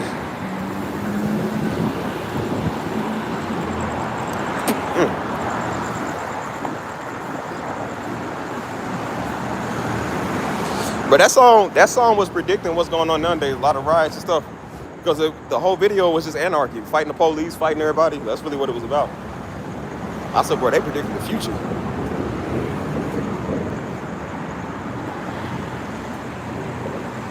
I think they used to play it on like Dodge Charger commercials. I remember that.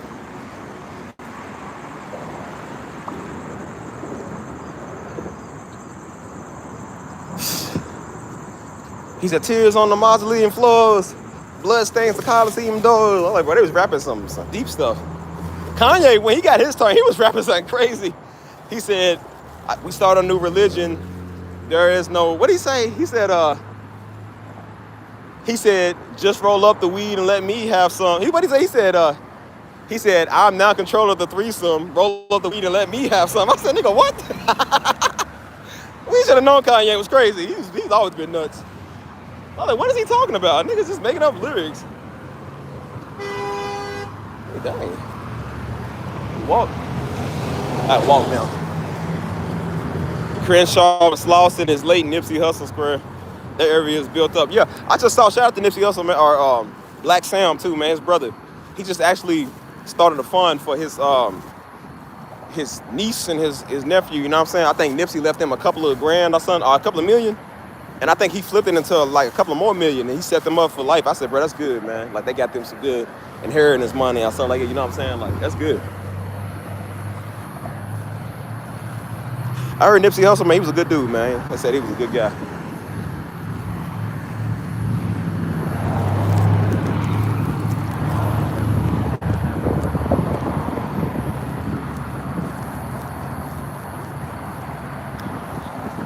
Yeah, 11 million. I want to take a trip to Crenshaw Slaughter. I want to go see that, man. I want to see all of that.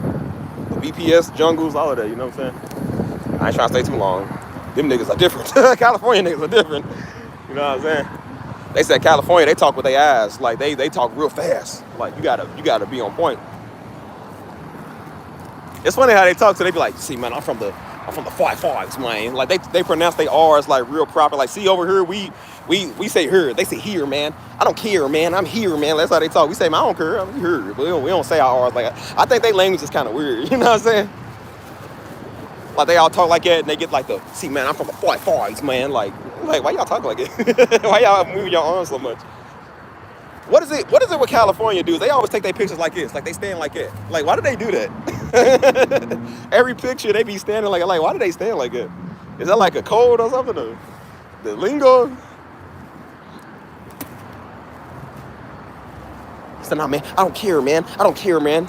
Like, man, you're really weird, man. Like they talk like real, like they pronounce they words real proper. You know what I'm saying? I cannot get with California music. I'm sorry, I just cannot get with West Coast music. It sucks to me.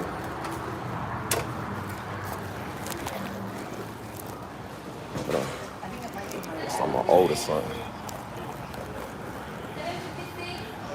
There's a couple of California niggas I wouldn't mess with. Jap 5, Wack 100, bro. I would not mess with Wack 100, bro. Wack 100 is crazy. He's crazy. Hey, Wack 100 is a scary dude. I said, step outside, man. Step outside. Let's get him a chicken. Is this the same? This is the same. Add cheese.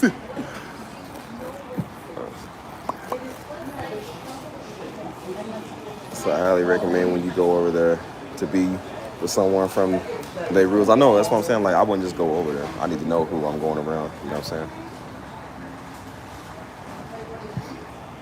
They be different over there too, man. The way they move, their lingo is different. Because a lot of Californians are coming to Texas now. And so that's like, sometimes there's a big war between Californians and Texans. Like some Texans don't like them, and some Californians don't like Texans. They be cool with me. They don't bother me. So.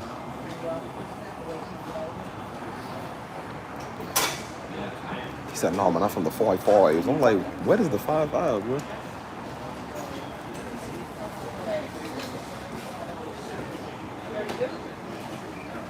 Let's see. Not a double cheeseburger. Let's get a cheeseburger.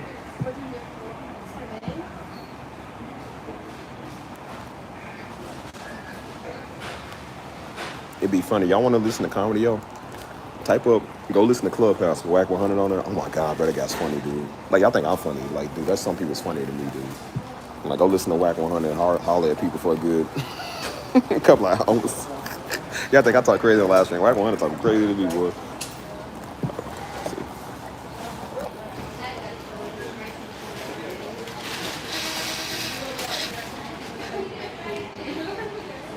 Get a receipt, you know. Cool.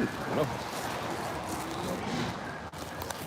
Like, no, man, I don't care, man. I don't care, man. I'm from the 5-5s, man. They be talking about like 5-5s and 6 deuce brims and stuff. I'm like, bro, what are you talking about? Those are like the games out there. Inglewood families. I saw that dude, man. There was a dude, Indian Red Boy from the Inglewood Family Bloods. He was dissing Nipsey Hussle after he died. He went and sprayed on his like graffiti mural and stuff like that. They killed him on live stream, man. That was crazy. That's why I be trying to tell y'all, bro, be careful, man. Don't just be doing stuff, man. Cause I'm telling y'all. Because he was making fun of Nipsey them all day, man. They said he was doing a live stream. They caught the whole thing on camera, man. Somebody walked up and killed him on live stream. I said, dang, dude, that's crazy. That's why I tell you, don't get involved in no beef, man. Like, stay out them streets, dude. Especially California. Stay out them streets, boy. California. See, we know Chicago now. California was Chicago back in, like, the 80s and 90s. Like, dude, like, California was terrible, dude. They said one of the most dangerous gang wars in the world is Blood and Crip. That's one of the most dangerous in the world. Cause there's so much bloodshed on both sides, man. Like crazy.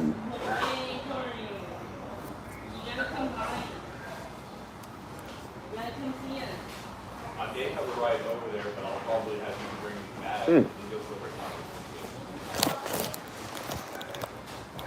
What's happening, bro? What's good with you? Tells everybody stay out them streets, bro. Streets ain't got no love for a Negro.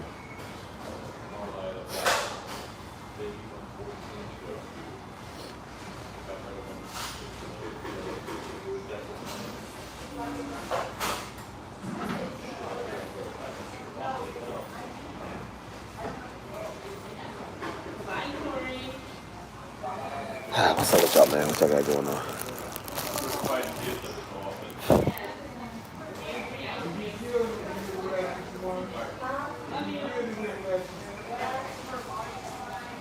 Mm.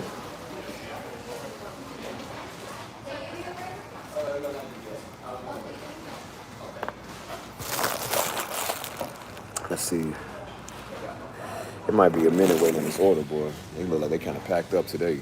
So I'm just trying to get this food so I can get out of here. I'm starving.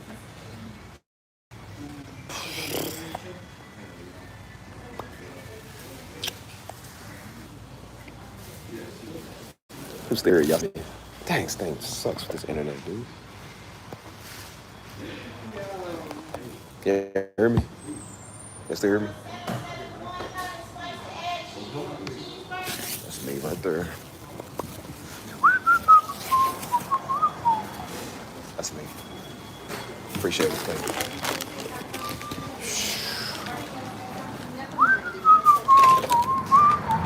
That's kind of fast.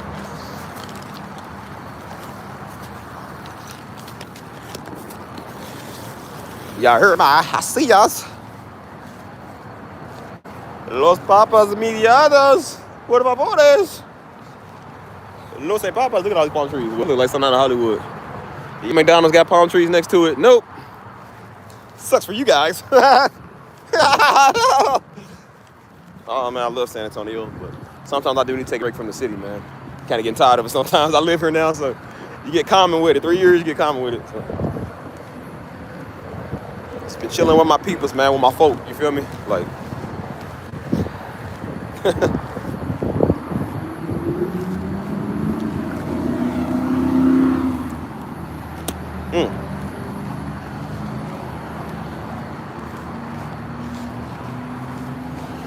Bro, you know everybody been coming to me lately, and they said because they heard I was moving, because like I said, I moved out my last complex. I moved out of there, and so everybody thought that I was moving back to Kentucky. I was like, bro, everybody been coming to me lately doing that. They said, yeah, man, I'm gonna miss you so much. I was like, for what? They said, yeah, you moving back to Kentucky? No. I was like, bro, who told you that? They said, I thought you was moving back to Kentucky. I said, I never said that. Who told y'all that? They said, oh, well, old girl told us. I'm like, why would old girl tell y'all that? I never said I was moving back to Kentucky. That's why I walked in one day. They were so happy to see me. They said, hey, what's up? I said, good. What's up with y'all? Like, why y'all acting like it? She was like, I thought you were moving. I'm like, I did. She's like, yeah. She said, well, you was in Kentucky the other day. I thought you was moving back to Kentucky. I said, no, I was just going back to see my peoples. She told everybody I was moving. So then people kept coming to me saying, oh, man, we're going to miss you, man. I was like, for what?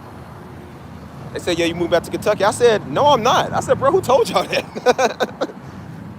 He said, well, old girl told me. And I said, I never said. He said, bro, I'm going to hurt her when I see her. He said, I'm going to slap her. She told me he was moving. I said, bro, I never said I was moving back to Kentucky. Why'd y'all think it? That's an oxymoron. Why would I do that? I said I was moving from my apartment complex. I didn't say I was moving back to Kentucky. People at my church was coming doing it. They said, oh, you moved back to Kentucky? No, I never said that. Well, that's why I don't tell people stuff, because people do that. I said, boy, if I move to any state besides this, it's going to be Florida. Like, and other than that, I'm moving overseas. I'm not moving back to Kentucky. No, man. I ain't doing that. I'm not doing that.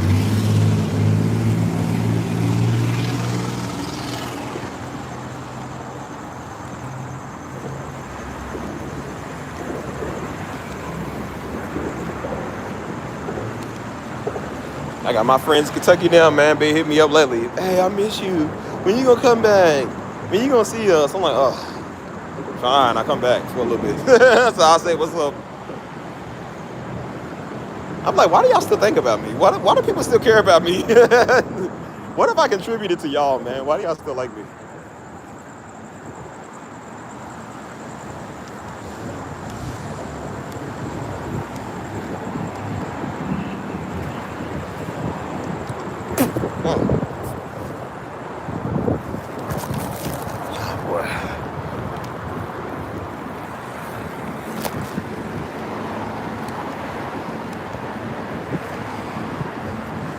All right.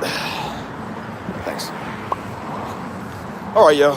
Well, I don't have much more to talk about, I say, so I think I'm finna get up off of here. Call it a nizite. But this is cool, man. Glad y'all, yeah, look, I'm about to get off her too. Glad y'all enjoyed, man. I'm gonna catch y'all fools later. Get the life going back in our Discord, man. Hit us up daily, y'all. Come on, we gotta get back to talking. You can't be doing this idly bad stuff, like, nah, man. But I'm gonna catch y'all. I'll see y'all later when I see y'all. Y'all take it easy, have a good night. Have a great start to y'all Monday morning. You know what I'm saying? Stay safe, God loves y'all. Be careful.